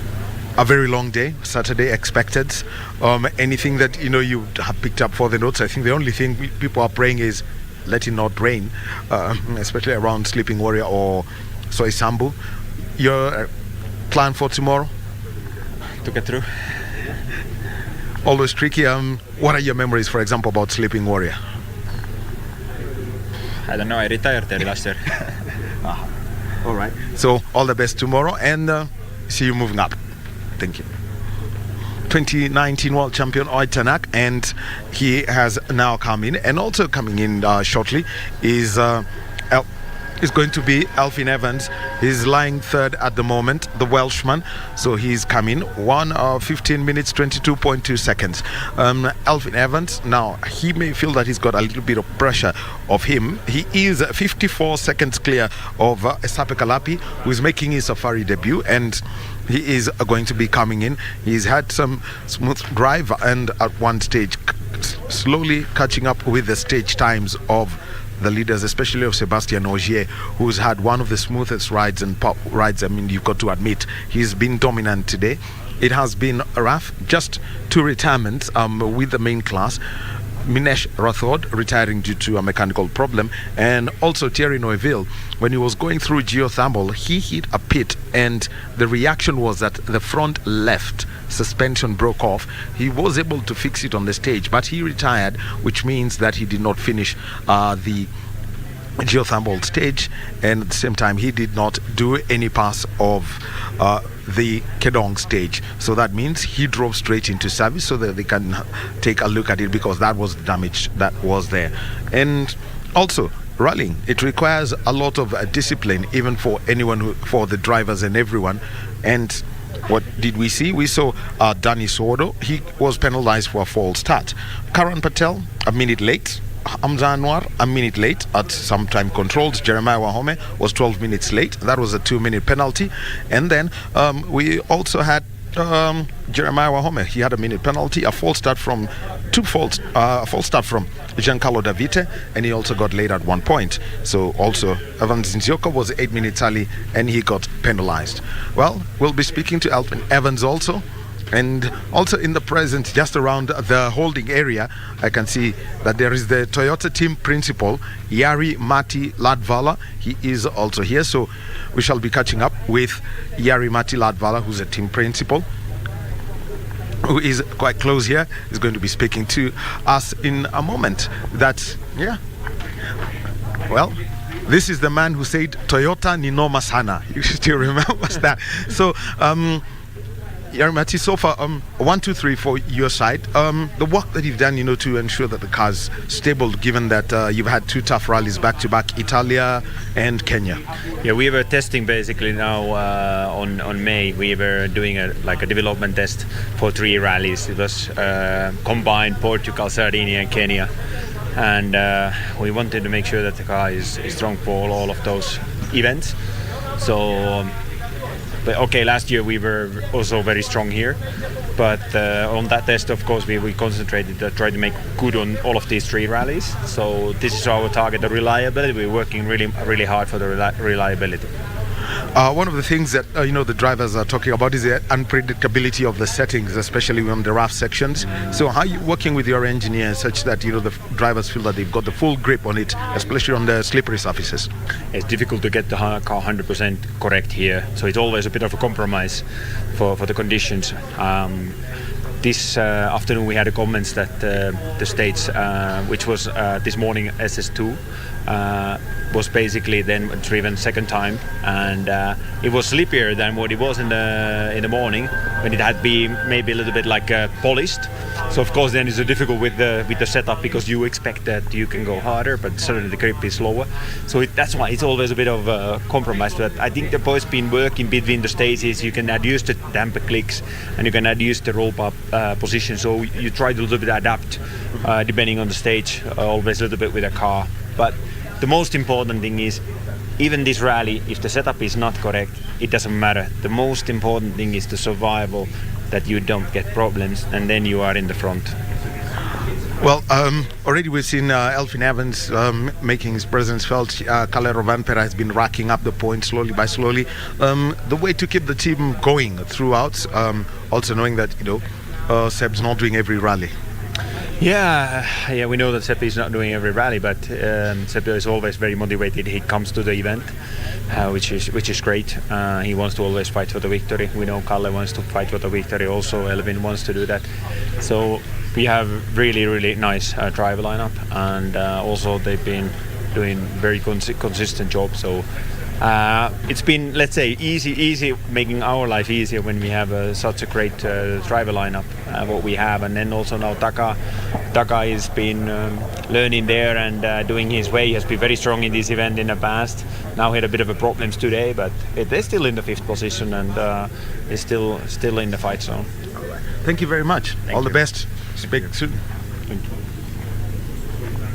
So we've had from the team principal of Toyota Gazoo Racing World Rally Team, Jari-Matti Latvala, himself an accomplished driver. His father actually drove in the Safari some years back. Right now he's coming in as a team boss, and you can hear the kind of work that they've been doing, especially in the hybrid era. In 2021 it was all carbon fuel, but now they're using both what you'd hear them saying, the hybrid mode or the EV mode, and these cars are quite powerful. Right now we're going to be speaking to the man that you call the man from Wales, the Welsh Dragon in rallying here. So Alpin, just your take of the second loop and lying over 3rd overall so far today. Yeah, I mean, it's been a fairly consistent day from our side, not really doing anything too crazy, just trying to stay clean. It seems to have worked quite okay so far. So yeah, all okay for us. Okay. And one other thing quickly, the feel of the car, because you are catching up on Seb's times? Not really. He's been in a different league today. So yeah, I mean, the feeling is quite okay.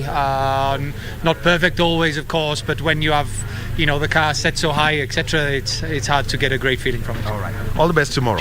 Cheers. That's Elfyn Evans, and he's driving for Toyota Gazoo Racing. So he's there, and also just shortly, 8-time world champion and rally leader Sebastian Ogier. He's had a clean run and he's been taking the stages, bit by bit. It's been one huge one. So it's always interesting to see how these top drivers are. And also remember, quite some great debut coming in from Essape Kalapi. He has now moved up and he's lying 4th. So, and a quick one with Seb Ogier. Seb, a good day for you so far. You can just summarize the day, with all the time, is that, setting a lot of stage times and creating now something, a 23-second gap lead. Yeah, it's been a very good day, honestly. I'm happy, except for this hybrid issue this morning. It was all perfect, so so far so good. Of course, 20 seconds is good, but in Kenya it's not that much. We know that tomorrow is the longest day of the rally. It was very, very tough condition to go through, so of course it's only one small step toward the good results. Overall, you've mentioned about a very tough day, 400 plus kilometers plus, some stages that are fast, and then there's Sleeping Warrior who can wake up anytime. Your strategy for the day? Yeah, like you say, Sleeping Warrior is definitely some very, very difficult stage, big challenge for us, for the car. So, but not only Sleeping Warrior, to be honest, all of the stages tomorrow. So that's why it's been raining, we heard today in the stage, so there might be also some sleepy sections. So we'll see. At the moment, let's relax a bit from today, prepare tomorrow, and tomorrow is another day. Tomorrow's another day. Merci beaucoup. Thank you. Thank you. Seb Ogier, there is speaking to us, and as we continue, and also coming in is a man who's making his rally debut. That is Esape Kalapi. They call him EP, and for Esape Kalapi already, he's had one stage time, a top stage time that has come up, and that was earlier this morning, winning Geothermal 1. Quite a great moment for him, and overall at the moment he has basically moved up to 4th place following the retirement of Terry Neuville. So he is the top Hyundai driver. The other Hyundai the Hyundai driver being Danny Soto. So we will be getting to speak to these other drivers and also sending you those interviews. But over to you, Tiras Wayaki. Thank you very much, Daniel Wahome. Brilliant stuff. Those are some of the guys who are making history in the World Rally Championship, Kenya Safari Rally 2023 edition. Some of them, like Sebastian Ogier and Carla Rovanpera, have already made history, but you can do it twice. If you've done it once, you can do it thrice. Good luck to them. We're discussing manufacturers of the vehicles that we now see racing in the Safari Rally. There's only 3, but before there used to be much more than that. Of course, and I did actually mention Lancia and Citroen. But let me tell you, those rally drivers who've actually been interviewed right now by Daniel Wahome. Yes. Those are superstars, man. Because Kali Rovanpera, last year, before he hit 21, one day before he hit 21 at the New Zealand Rally, yes, before even the final rally, yes, the Formula 8, he had already actually won the championship at the age of 21. And he won the Latvian rally at the age of 14. At the age of 14. And you told me his dad gave him a birthday present at the age of 1 month. He took him into a rally car. Into a rally car. So the kind of sound that he was receiving at the age of even a month, yes, is those rally sounds. Sebastian Ogier, Elvin Evans. Yeah. He was not able to get Thierry Neuville, one of the best drivers. But when it comes to manufacturers, yes, we had actually said that Lancia still holds, since 1974, Lancia still holds the leadership in terms of championship. 10, Citroen 8, Toyota 6, Peugeot 5, Ford 4, with Volkswagen. There was actually even Volkswagen. Oh yes, there was. There was Fiat 3, Subaru 3, Audi and Hyundai 2, Alpine Renault, and Mitsubishi 1 and Talbot 1. Those are the kind of manufacturers that we're looking forward to seeing them, yes, to bring in that oomph, yes, into this competition. But you realize that even last year, yes, Toyota did very good in the 2022 WRC Safari, because we had, was it Kale Rovanpera, number 1? And then we had Elvin Evans, number 2. We had Takamoto Kasuta, number 3. We had Sebastian Ogier, number 4. And this was quite historical because it had never happened for so many years. Yes. The last time it happened was somewhere 2010, when the Citroen took 4th position. So many years later, now Toyota winning 4th position in WRC, and it looks like they're going to repeat the same. And they're currently leading. We seeing that leadership. Sebastian Ogier is on Toyota Yaris, so Toyota Yaris. He's really flying the flag for Elvin Toyota. Evans. That's brilliant stuff. But they're being given run of the money by Oti Tanak, my favorite. Ah. But Oti Tanak doesn't talk too much. You could see actually when he was being interviewed by Daniel Wahome, he's being asked about Soisam tomorrow. I say, we'll get there when we get there. He didn't give away too much. That's part of strategy. He lets rallying speak for itself. Okay, that's Carl Rovanpera who was interviewed at first. Rovanpera is the defending champion of this particular rally, the Kenyan one. which is part of the WRC calendar. At a very young age of 1 month, his dad took him into a rally camp. From there, as they say, the rest is history. His dad, you might want to know, Harry, a rally veteran in his own right. He won the Swedish rally in 2001 before retiring in 2006. They say the student never surpasses the teacher, but I think this one has surpassed his teacher. But this one of a kind. No wonder you're saying they're superstars. Bernardo Kumu is on standby on the ground. Let's listen to him before we come back and wrap it up. Hey.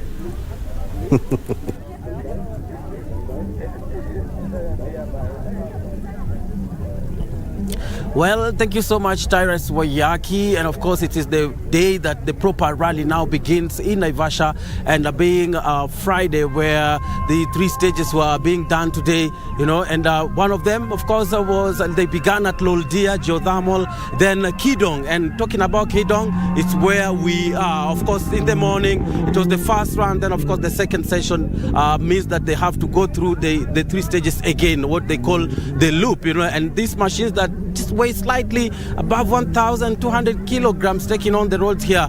Of course, trying to find out how the feel is and who really is out there, who is cheering who, of course, with the first 6 stages in the earlier hours of the day, where the 2021 winner Sebastian Ogier was really holding the knuckle for the, you know, Toyota Gazoo. It's been built like maybe Toyota Gazoo's stranglehold on the success of this Safari Rally could be snapped by either the Hyundai or the Ford, but looks like Gazoo is having the run again. And of course, maybe just sample some reaction from the fans here, Safari Rally fans or rally car fans. Ujambo. Salama sana. Yes, what's your name? My name is Robert Onyari. Yes. And I come from Nakuru. Yes. And I'm a strong rally enthusiast. But I'm a bit disappointed that Newville is out today. But importantly, so just like you've said, I'm rooting for Toyota Gazoo because it is quite a brand. Hyundai is also coming out strong with the i20. Yes, we have OJ, we have Roban Pera. Yes. Roban Pera is actually is winning in this loop right now. Takamoto Kasuta. Yes, and I think it is a wonderful rally, and I believe it's going to be fine. It's going to be awesome. Yes. How about you? What's your view? Get closer. You begin with your name. Yeah, yes. I'm John Angie. Yes, John. I'm the famous helmet guy. What do you mean famous helmet guy? What made you famous? There is that guy, the synonymous guy with Safari Rally, the dust. So I'm that guy. But anyway, this is my first time. I'm brought here by my friend. Yeah, the meme. The trending meme. Yeah. With the dusty guy. Yeah, exactly. Oh, nice one. So this year, I've purposed to be here just to witness what Safari Rally enthusiasts feel. So I'm here. I don't understand much about Safari Rally, but I'm here just to witness, to be part of this great event. And when you were all covered in dust and in fresh, what were you doing that day? No, it was just it's called cloud chasing. You know, it's just that. Okay. But I didn't know that it will attract so much attention. I was just doing it for fun. Only later to be seen in media and all over, people discussing me and Come here, my friend. How are you? I was just surprised. Yes. Yeah. Yes. And your name again? My name is John Angie. John M. Angie from Nakuru, Rongai, Visoi Ward. John Angie, you know, and he's been the trending meme. Thank you so much. Yeah, thank you. Yeah, and thank all the best to Toyota Gazoo. Tomorrow let's meet at Elmetaita. For real. Ujambo bana. Jambo kabisa. Jina lako nani? Dave Otieno. Dave, rally fan? Yeah, I'm a rally fan. Uko nyumbani ama umetoka wapi kuja kuwatch rally? Nimetoka Nairobi kama kuwatch rally. Umetoka Nairobi kuja kuwatch rally? Why? Because I love the sport. I love what they do. I love speed. Napenda tu speed and excite.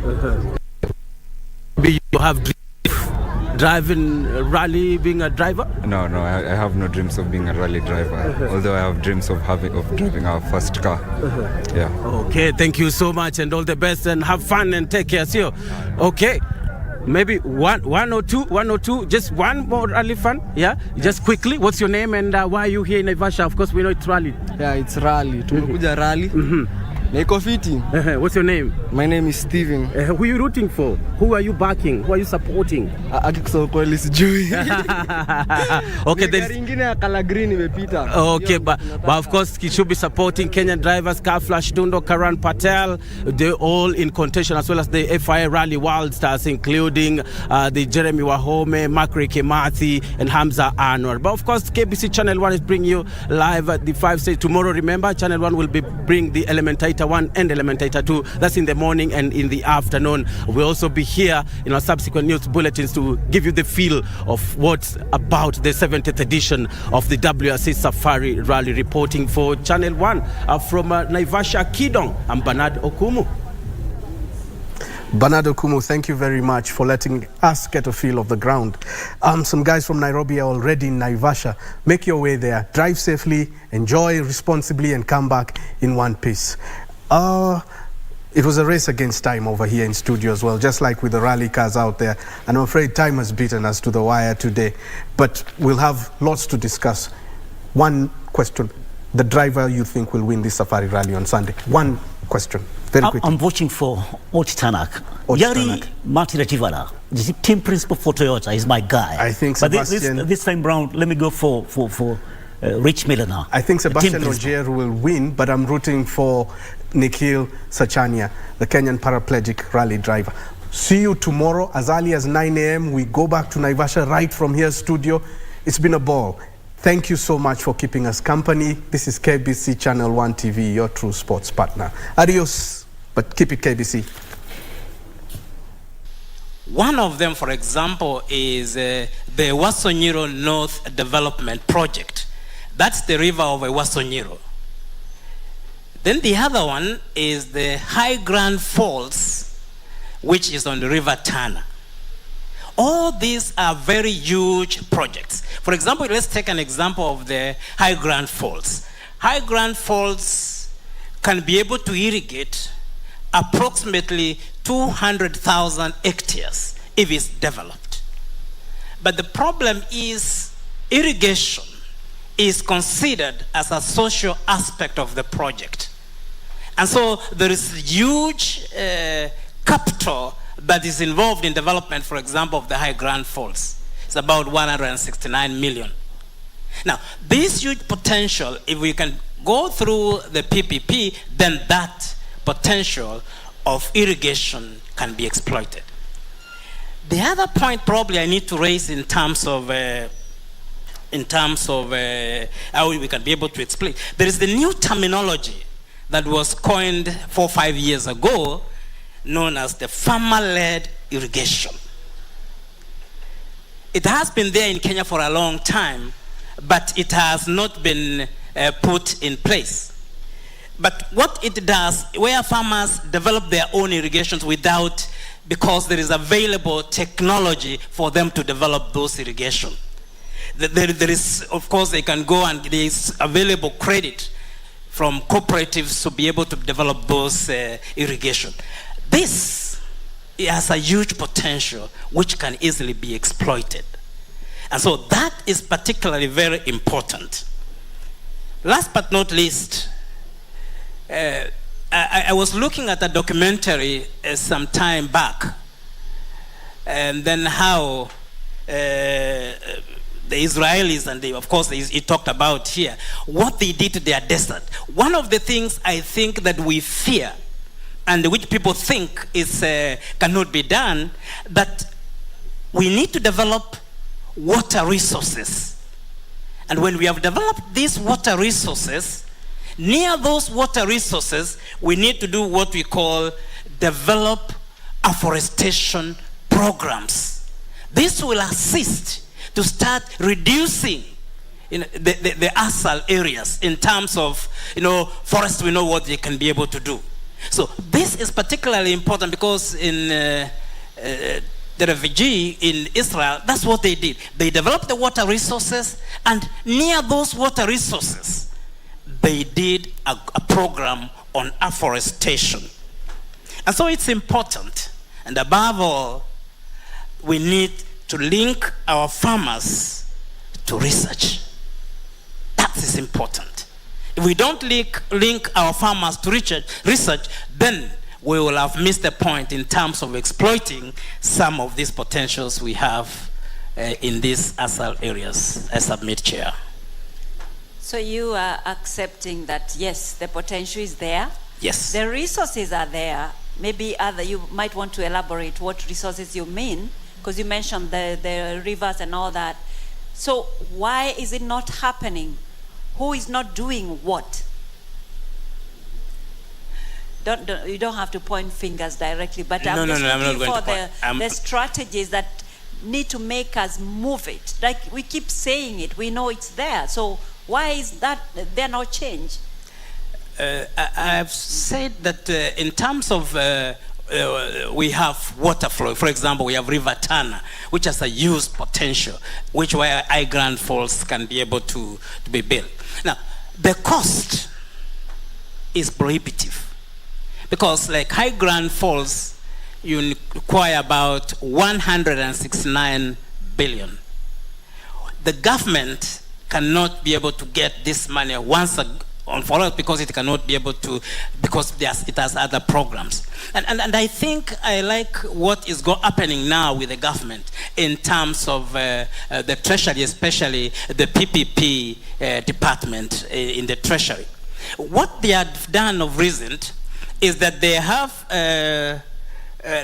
gotten a kitty from World Bank, where once you have a good project like that, you can be able to go to them, have a discussion, then that project they can be able to pay for the transaction as advisor, which was a bit very difficult to be able to do.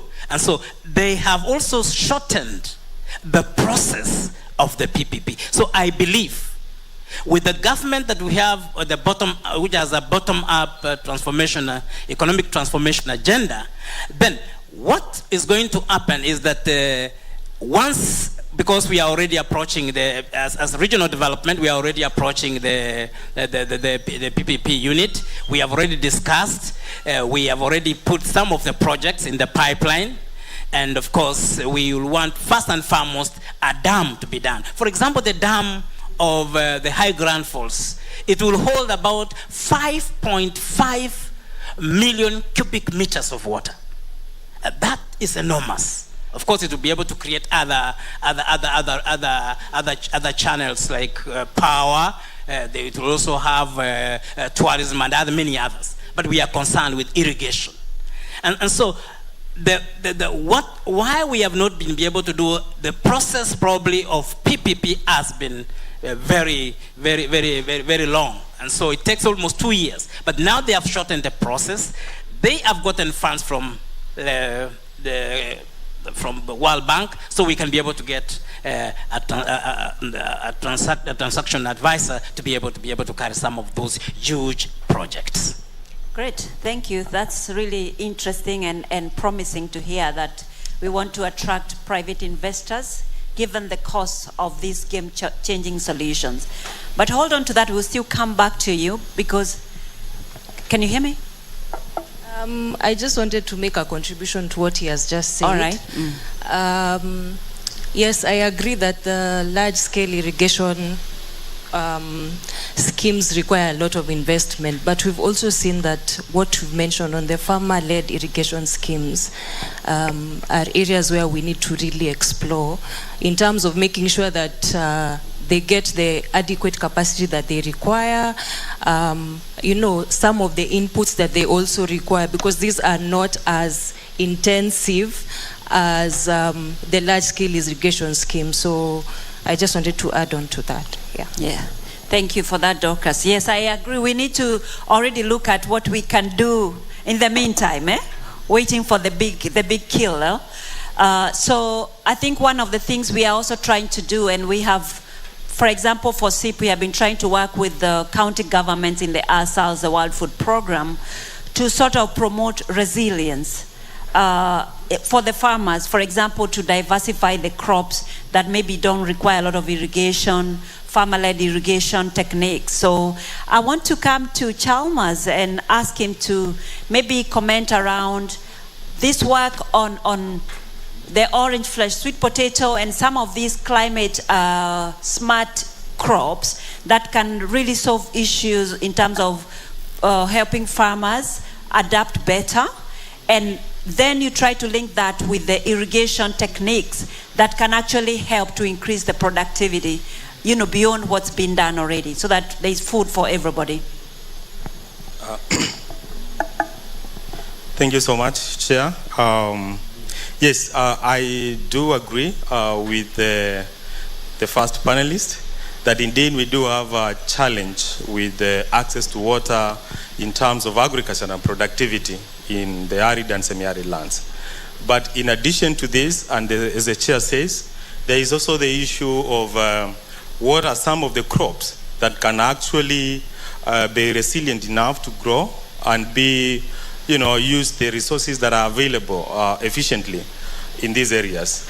And the work that we have been doing around this is to promote the sweet potato, specifically the orange flesh sweet potato, that is not only resilient to harsh agroecological conditions, including drought, but is also biofortified with vitamin A. So some of the results we are getting as evidence is that we could even, under rain-fed conditions, we could attain as high as 5 to 6 tons per hectare from these technologies in parts of Baringo, parts of Wajir, and even Tana River, which actually speaks to the resilient nature of this particular crop. Under irrigation, we are able to reach up to 15 tons per hectare. And therefore, what this speaks to is that such a crop, including such a crop as a priority crop in these areas, is not only going to boost household food security, but under irrigation conditions, we have aspects of income coming in through marketing of surplus. I think that is how I can link this, Madam Chair. And just to speak briefly then, again, like what can be done to further enhance this with some of the evidence we are getting, is that first of all, we need some kind of agro-advisory in terms of the best practices, what can be done in terms of biofortification, but also crop diversification practices as part of the larger climate adaptation literature to try and see how we boost resilience in these areas. Thank you. Thank you so much. And I think I want to come again to Dr. Atera to ask him maybe to respond to that issue of diversification and the solutions that we can already start, looking at the issues of diversification, crops that are more climate resilient, resistant to drought, promoting those for farmers in the ASALs. What do you think? Do you support that? Is this part of the regional development? Yes, I do support that. Maybe we need to understand this. From the population census of 2019, it says 6.4 million people are involved in farm households. Out of that, 3.9 million are in mixed farming. 1.7 are on crop production. Now, what does that data tell us? It tells us that we need to promote the smallholder farmers, especially ensuring that they get those drought-resistant crops so that they can be able to grow, so that the farmers can be able to grow. And more importantly, what's the average age of a farmer in Kenya? Is 61 years. In Tanzania, is 34. In Malawi, is 31. What does that tell you? We have a very old age family, like the developed countries like Japan, who are 67 years of age of a farmer. Now, we need to exploit the human capital of the young people who consist of 75% of our population, which is 35 years and below. Thank you, even for that last comment, because that leads me so well to Jacqueline. This morning I had sessions with the youth, and it was so insightful. We were talking about the innovations, creativity, But we did say that the artificial intelligence, the technology, fintech is the future. Then he says, okay, average farmer is 61 in Kenya. How do we bring in the youth to be part of this transformation in terms of agriculture in the ASALs? Thank you, Chair. I'll answer that question from an NYS perspective. NYS is a government agency that focuses on youth empowerment, and our focus area is on skilling. We focus on youth skilling. And NYS, like I said at the beginning, we have 22 field units across the country. 17 of them are farm units, meaning we undertake agricultural production. And 13 of those field units are actually in ASALs. And how do we do our training? Our training starts from paramilitary. It's very interesting in this conference. People think NYS is about paramilitary. NYS is actually about youth skilling. But the paramilitary component tries to mold the character, the moral compass of the youth, transform you from a normal citizen, allow me to use that word, to a disciplined person. So discipline is what we instill. Patriotism is what we instill. Then once we finish that, we take you through a national service program that takes 1 year. This program helps you to go to the NYS farms. If you saw the uniformed servicemen and women around here, you find that, for example, if you go to this, our subunit here, we have 20 of them. Only one is from Kilifi. Only one is from Kilifi County, Coast Region. The rest come from every part of this country. So what does National Service do? You learn from a practical perspective the things that the government is intending to do. You are involved in government projects. We did the Kisumu port. It has opened up that region. We did the railway and all that. So we put our servicemen and women in these farms to be able to undertake agricultural production. Now, after 1 year, you go to technical and vocational training. In technical and vocational training, we now skill them to gain the skills that they can actually get outside there. And that's where agriculture comes in. You realize that out of the 17 farm units we have, our servicemen and women are in all of them. So you go to the Yatta complex, you will find our servicemen and women in those farms. And the main focus is that we train them to practically become farmers outside there. When you leave, you are able to go and become a farmer. So in technical education training, we are just giving you actually the theory bit and farming it up and making sure that you have a certificate that when you go out there, you're able to sell. So it is a 3-phase program that really instills in this person the skills that they require.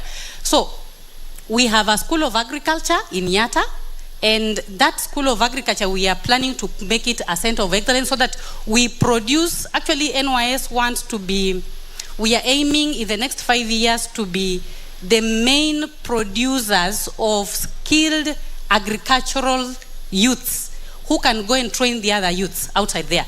And so you'll find that we have put in place a lot of measures to have that done. When it comes to innovation, if you visited our booth outside there, we are encouraging our youth to be innovative in terms of agricultural production. So one of the reasons why youth are not in agriculture, and because they say agriculture is for those who have not gone to school. But then if we incentivize agriculture, if we can bring in technology which speaks to the youth, then believe me, the youth will go into agriculture. And agriculture is known to have the multiplier effect in terms of jobs. So we are trying to have our youth in the schools, in national service, wherever they are, to be able to innovate, come up with ideas that will solve problems not only in NYS, but problems also in the community. So if you went to our booth, you'll find we have an innovation.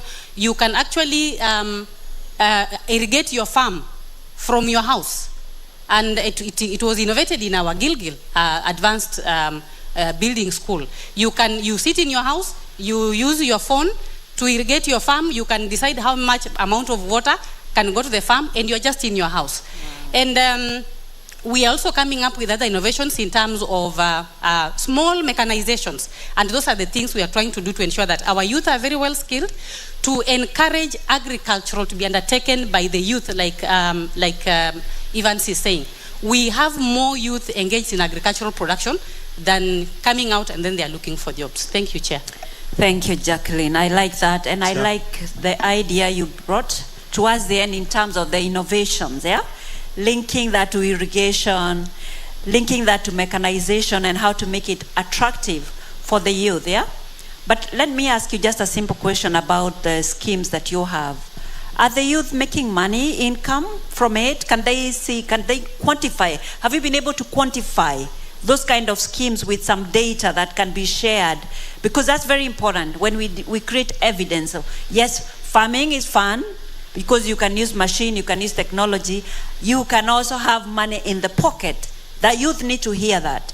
So do you have that kind of evidence? And then the other question, so that you can finish your segment, is around what do you think needs to be done in terms of expansion of, if you had the expansion of these irrigation schemes in the ASALs, do you think you would be having more than that 13 that you mentioned? How would we then expand the scope of what you're doing right now? Thank you. So to answer your first question, Chair, unfortunately, we have not done any formal research, I would say, or study to establish how many of our servicemen and women, when they exit NYS, they are out here and they are able to do, or they are earning, we are able to see what they are doing. Formally, we've not done that, and I think the NYS Council have discussed that, and they have decided that we need to do a proposal to be able to do such kind of a study that will now inform such decisions. And however, we have what I would call samples. You know, you have samples. You know a serviceman who is in such a particular place who is doing this and this and this, and we are basing it on that. Now, for expansion, I would say that as much as we are agriculturally based organization in terms of farming, we are very low in terms of uptake in irrigation. And that means that most of our cultural practices are actually rain-fed. We depend on rain. However, we are now in discussion with the Agricultural Finance Corporation. It's a government initiative to actually mechanize agriculture in NYS. So we have a lot of, like I will tell you, in Laikipia alone, NYS has over 80,000 acres of land. 80,000 acres of arable land. And if we can put that under irrigation, we are able to achieve. So that is one of our targets. You go to Tana, just here, we have a lot of land which we would want to put under irrigation. So we are, we have a lot of, we can expand so much in terms of irrigation. And NYS is also a member of the LCI, the Land Commercialization Initiative, which is also focusing on commercializing part of the government land that is deemed to be idle.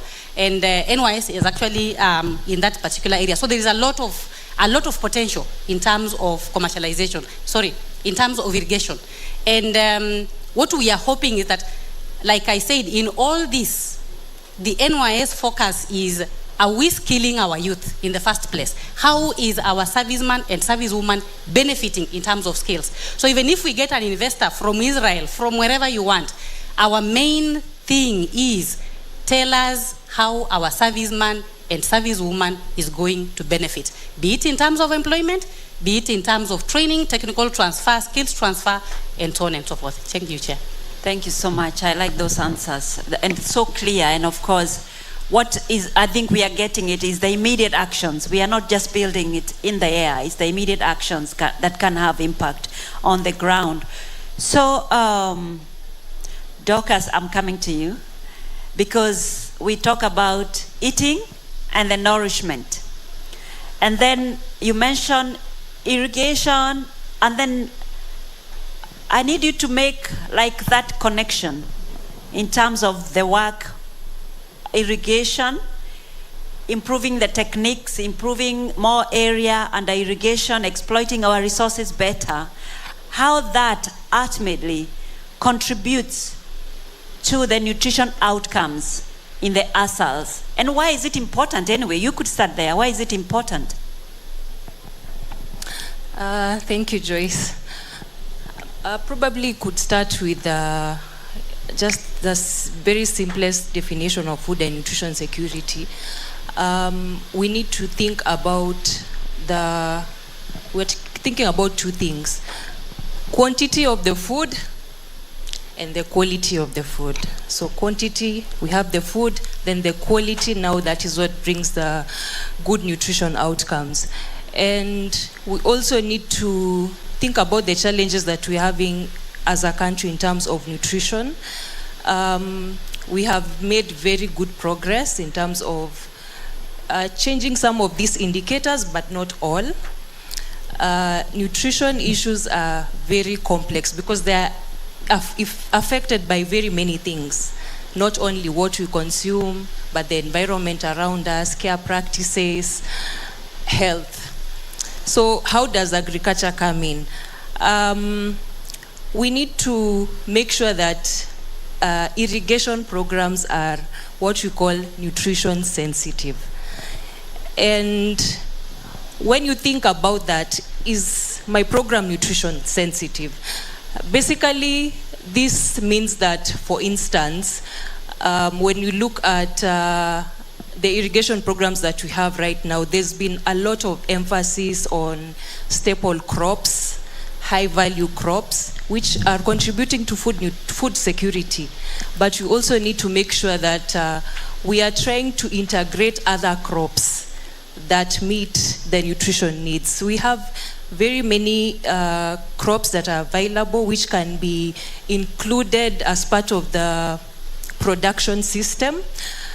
For example, the biofortified crops, we have high iron beans, we have indigenous vegetables, we have orange flesh, sweet potato, which can be incorporated as part of all the other staple crops that are produced as part of the irrigation program. So that is one way irrigation can support food and nutrition security. The second thing that we also need to look at is on income. So it's a fact that irrigation ensures that we have all year round production, and basically that also translates to income. And let's think about this also in terms of the traders as well. In terms of who are we engaging to, who are we engaging in terms of the irrigation programs that we are having? Are we involving women? Are we ensuring that there's women empowerment? Because this has been extensively studied. If income increases, diet diversity increases, and consequently we have good nutrition status. So these are some of the things we need to think about when we are doing our irrigation programs or irrigated agriculture programs. And also finally also linking to markets. Are we including nutrition messaging? Are we creating demand for highly nutritious crops, or we are only focusing on the staple crops that we have, the maize, the rice? We need to have a level playing field and ensure that we are having proper messaging for all the crops that we consume as a country, and this to finally create the demand that we need. Yeah, thank you. Thank you so much. That's really, really excellent. I think that I take the issue of nutrition very serious, because I'm told I should have been taller than I am. Believe it or not, most of us in this room should have been taller. And it's a very sensitive topic when you mention it. But maybe we didn't grow to our full potential because of what we consumed. So the issue of nutrition is actually at the core of what we are doing. Very, very important. So we have 16 minutes. And we need to hear from the audience. So maybe we hear from the audience. And while we do that, you want to come in? Please come in. Please do that. Or also, anybody else who wants to come in before I go to the audience? Yeah. Let me just make one comment. One of the things that when I was looking at the the Irrigation Act and the policy, the Irrigation Act of 2019, which was revised in 2022, and the policy, National Irrigation Policy of 2017. One of the gaps that I saw that is missing is probably which Kipra can take up with the Department of Irrigation, is there is no mention in that policy of the farmer-led irrigation. And that to me is important, that a policy need to be developed so that these farmers can be able to be assisted in terms of developing the irrigation, because they are very huge and there are many of them. Yeah. The number two that I could wish also to mention here is, I think this country requires an irrigation fund. The rationale behind this, agriculture is devolved. 100 acres and below, the national government does not deal with it. It is left to the county government. How will the county government develop this? If we are, as national government, to assist the counties in terms of developing those 100 small acres that farmers have, or the small ones, we need to have an irrigation fund. And this is, I think, is important, so that it can be able to assist our farmers in terms of growing and delisting them, and also be able to assist in terms of feasibility studies of those small older farmers, so that they can be able to move forward. I submit, Chair. Sorry for taking you back. No, I like it, because I was going to say that you get ready with your policy recommendations, and you've already done that in a very excellent way. So we want us to think about factoring in the farmer-led irrigation, and also to think about dedicated fund. In addition to what you mentioned earlier about the PPPs and other big projects, how can we be more intentional by allocating funds specifically for investing in irrigation? And you mentioned both at national level, but my understanding was the county government also have some budgets, and it's up to them to then prioritize. Or is it not enough? Haijatosha? It's my cogitation that I don't think it's enough. They have enough funds. It's better for the national government to set up a fund that can be able to assist, even carrying out feasibility study to see where these things can be able to be carried. So, who have the capacity? The national government has the capacity. Now, one other thing probably that I need to mention, I think we tend to live in the ASAL areas. We need to develop. The Minister of Agriculture some times back was doing small dams on farms a long time ago, and then they stopped.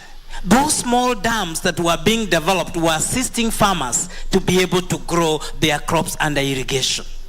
And I think we need to go back there, because in the ASAL there is rains that come, and they all run to Indian Ocean, or they run to Lake Victoria, or they run to Lake Baringo, or so. So those small dams can be able to be used in terms of storing runoffs, so that we can be able to use this water for irrigation.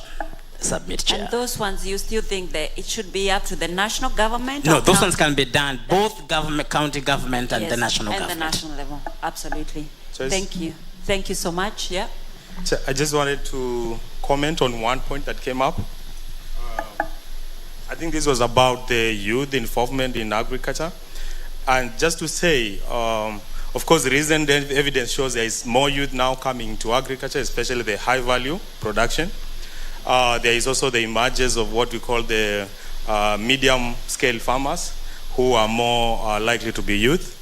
But even in addition to that, we could think about youth involvement in agriculture, not just at the production level, but also along the agri-food system. So, for example, in the arid and semi-arid lands, with higher productivity of these crops that we are talking about, there is the opportunity to market this produce. Fostering markets within those areas would mean that you are creating job opportunities for the most vulnerable in society, including the youth and women. And as we've seen, and as we always say, sweet potato, for example, that we've been promoting there, is a women crop. They are more involved in the production, they are more involved in the marketing, in the markets and all that. So by increasing productivity through irrigated agriculture, you are not only providing food security to the farming households, but you are creating jobs along the value chain. But there needs to be some kind of concerted efforts to create these markets and create these market linkages between the producers and establishing markets where in zones where there is no production. Yeah. Thank you. I think, Dr. Chalmers, you bring a very important point around the value chains development and maybe something around the value addition, processing, issues on post-harvest losses. Because sometimes we produce enough, but a lot of it is lost along the way. So there are other, beyond the irrigation, other ways that can really strengthen that. And you also mentioned about the need to really develop the market systems and the supply chains. Looking at, for example, sometimes I always give a simple example of the high production zones. Like when I've gone to Isiolo versus, let's say, Meru, they produce sweet potato, but sometimes when you're there in Isiolo, you don't see the sweet potato, the orange flesh sweet potato in the markets. So people don't necessarily have to be producing, perhaps maybe for that now the ourselves may not produce enough, but we can find other ways for making sure that this food makes it into the markets and into the market and nutritious food for that matter. So I like that point. Do you want to come in, Jackie? Thank you so much, Chair. I just want to build on what my fellow panelists have said and say that if we want to make agriculture attractive to, actually beneficial to our young people especially, we need to approach from a skilling perspective, we need to make it more practical. You go to an agricultural class and it is mostly theory, for example, then they are not able to apply what they are learning in the farm. So there is need to have for this deliberate move to make agricultural training practical. I would say that perhaps 70% should be practical and 30% theory. It will help far much more. And I think the others have been mentioned. I was also talking about value addition, that youth could be involved along the value chain, especially at the value addition point of view. They will come in and do a lot. I think the others have been mentioned, especially in terms of market and so on and so forth. Thank you. Thank you very much. But I also heard the 4K clubs are coming back. So, but that's another discussion for later. So we have like 5 minutes. We can take questions, reactions, comments from the audience. Oh my God, we have, those hands only, 5, 6 hands, very quickly. You have to ask your question straight to the point. No stories. Okay, so who has a roving mic? Do you have the roving mic? Go ahead, please. Good evening. My name is Komu from Makueni County. My question is, after we have discussed everything about agriculture, what about marketing? Where do I sell my products? Because somebody will come in my farm and he wants me to sell him a cabbage at 5 bob, which discourages a lot of youths. You want me to sell you my cabbage at 5 bob, and considering everything that I've used. So what can you do, or what are you doing in terms of marketing our products, so that when I plant something, I'm very sure I'm going to get something out of it and continue to another project? Thank you. Thank you for bringing us to the end product of irrigation into our minds and moving the nutrition conversation from the maternity and pregnancy roles to discussing food nutrition, especially with an interest in mind of men. What role do men play in the nutrition? Now that we are having this conversation, my question is on climate resilient products that are rich in nutrition. As we irrigate, we need to have that in mind so that we can be able to have crops that are more climate resilient and are able to respond to various climatic shocks. Thank you.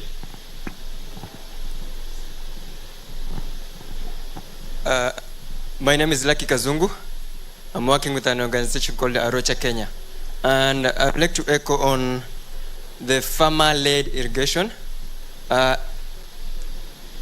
Arocha Kenya worked with on a project during the drought season, and our main focus was training households on kitchen gardening. And many methods was the sack gardening, and out of our main focus was first on 50 households, but with the initiative, we ended up getting up to 250 households. And this happened because out of the women that we trained on the kitchen gardens, they also trained others. So I think the farmer-led irrigation system is on point. Thank you.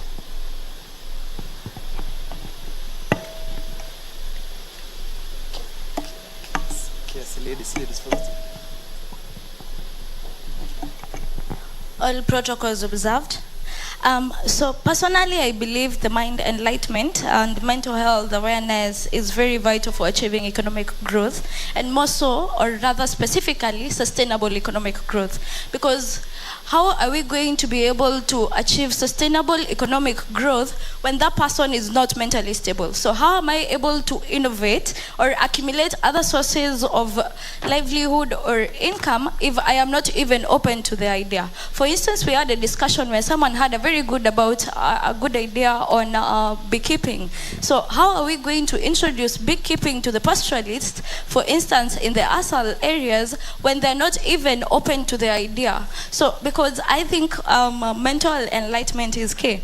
So for instance, to be able to get rid of the stereotypes, rigidity, and to be more open to the ideas, then I think mental enlightenment. So I would like to hear what you think about that. Thank you.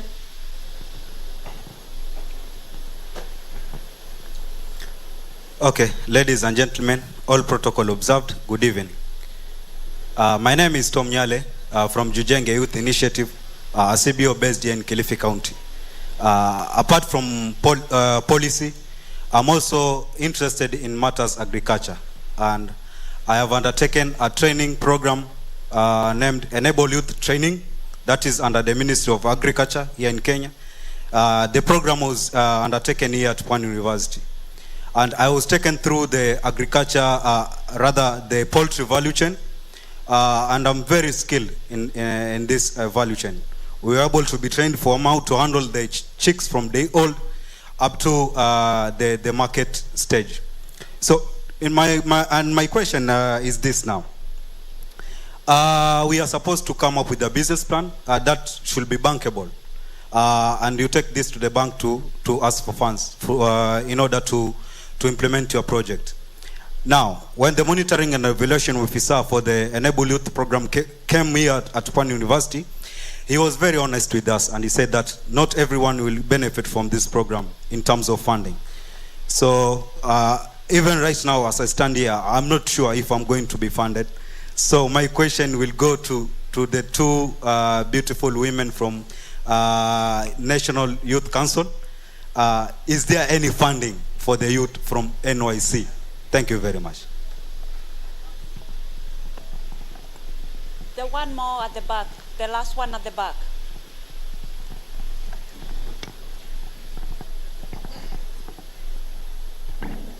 Good evening. My name is John Otieno, and my question is, I'm hearing you talking and talking. The government is really good in talking, people from the government. And sometimes what you say is not in touch with the reality. As you say about that the youth do not like agriculture, in some way I beg to disagree, because sometimes there are so much bureaucracy and bottlenecks. For example, if I want to do agriculture as at now, the land belongs to my father. If you give me money right now, nitakula, kwa sababu I have other needs to do. So as much as I would like to do agriculture, the incentives are missing. maybe the motivation is there. Not that I don't want to do it, but the incentives are missing. And those who are supposed to help me, they also want me to give them something before they can help me. That is very relevant. And also to question, another question is, technology is moving. How are you incorporating artificial intelligence and machine learning and data science in agriculture? Because we are moving. Thank you.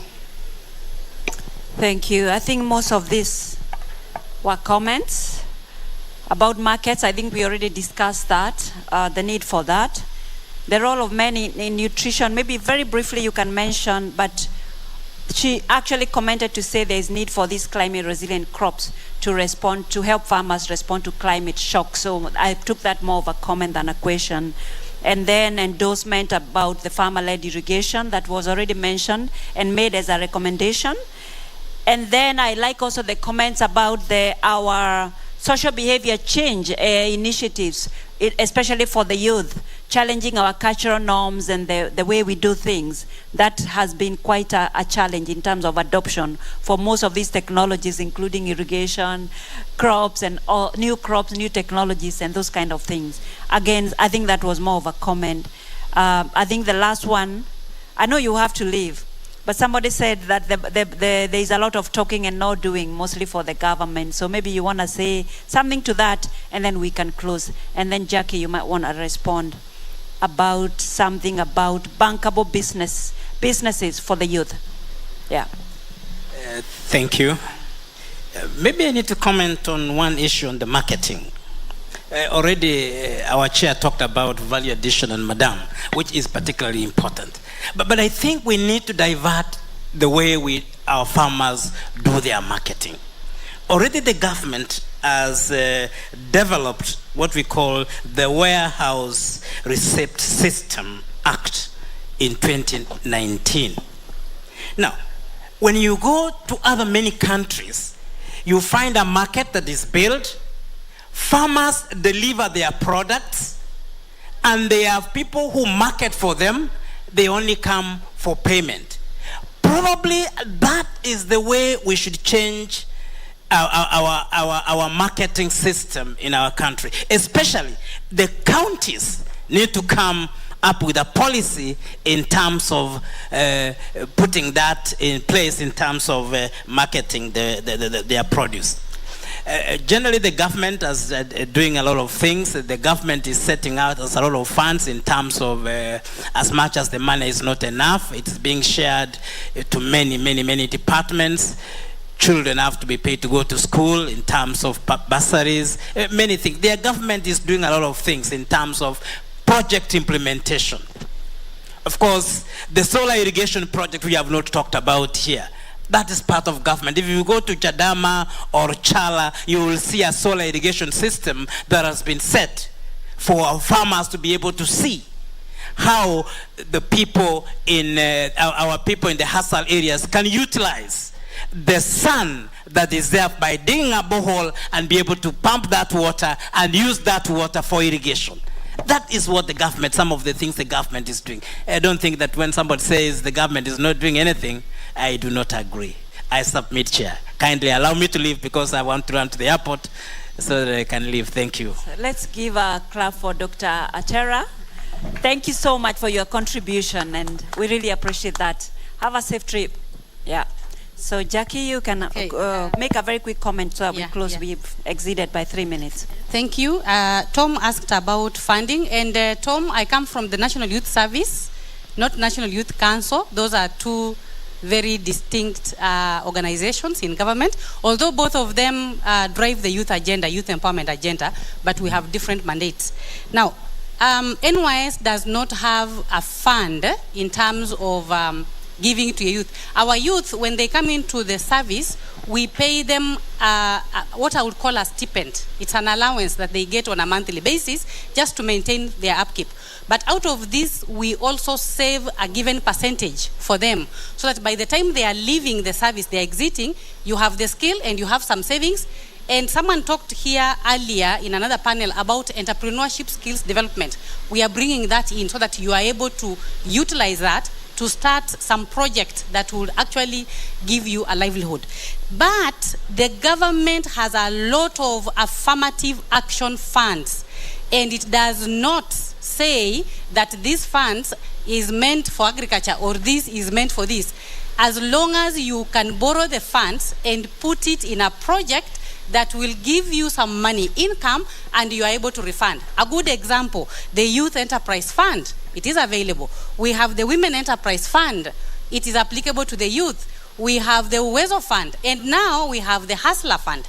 And apart from that, we also have other affirmative action programs like AGPO, the access to government procurement opportunities. That is where the government gives the youth, women, and people with disabilities opportunities to supply their products in government. And I also want to emphasize that youth, the youth, sorry, not me, I'm not youth. They capitalize so much on social media. I know a youth who produces watermelons in my small village very far away from here, the border of Kenya and Uganda. And he just sells his watermelons on social media. He posts them on social media, and someone from somewhere in Kilifi says, can I have these kgs? And anazieka kwa gari, and they are in Kilifi. Let us capitalize on that, our young people. Thank you, Chair. Thank you. Oh my God. They are my colleagues. Please, one sentence, so that we are friends when we go back to the office. No, I just wanted to comment on the question about the awareness about beekeeping. Just to say, like, some of these interventions will need both approaches from the demand side and also the supply side. So you need to have this, what we mentioned here, like the social behavior change communication, to drive the demand for the products that are being produced. And therefore, at the end of the, as we also aim to improve productivity, we also have demand for those, for whatever we are producing. Otherwise then we'll be able to produce, but we don't have a ready market for that in the targeted populations.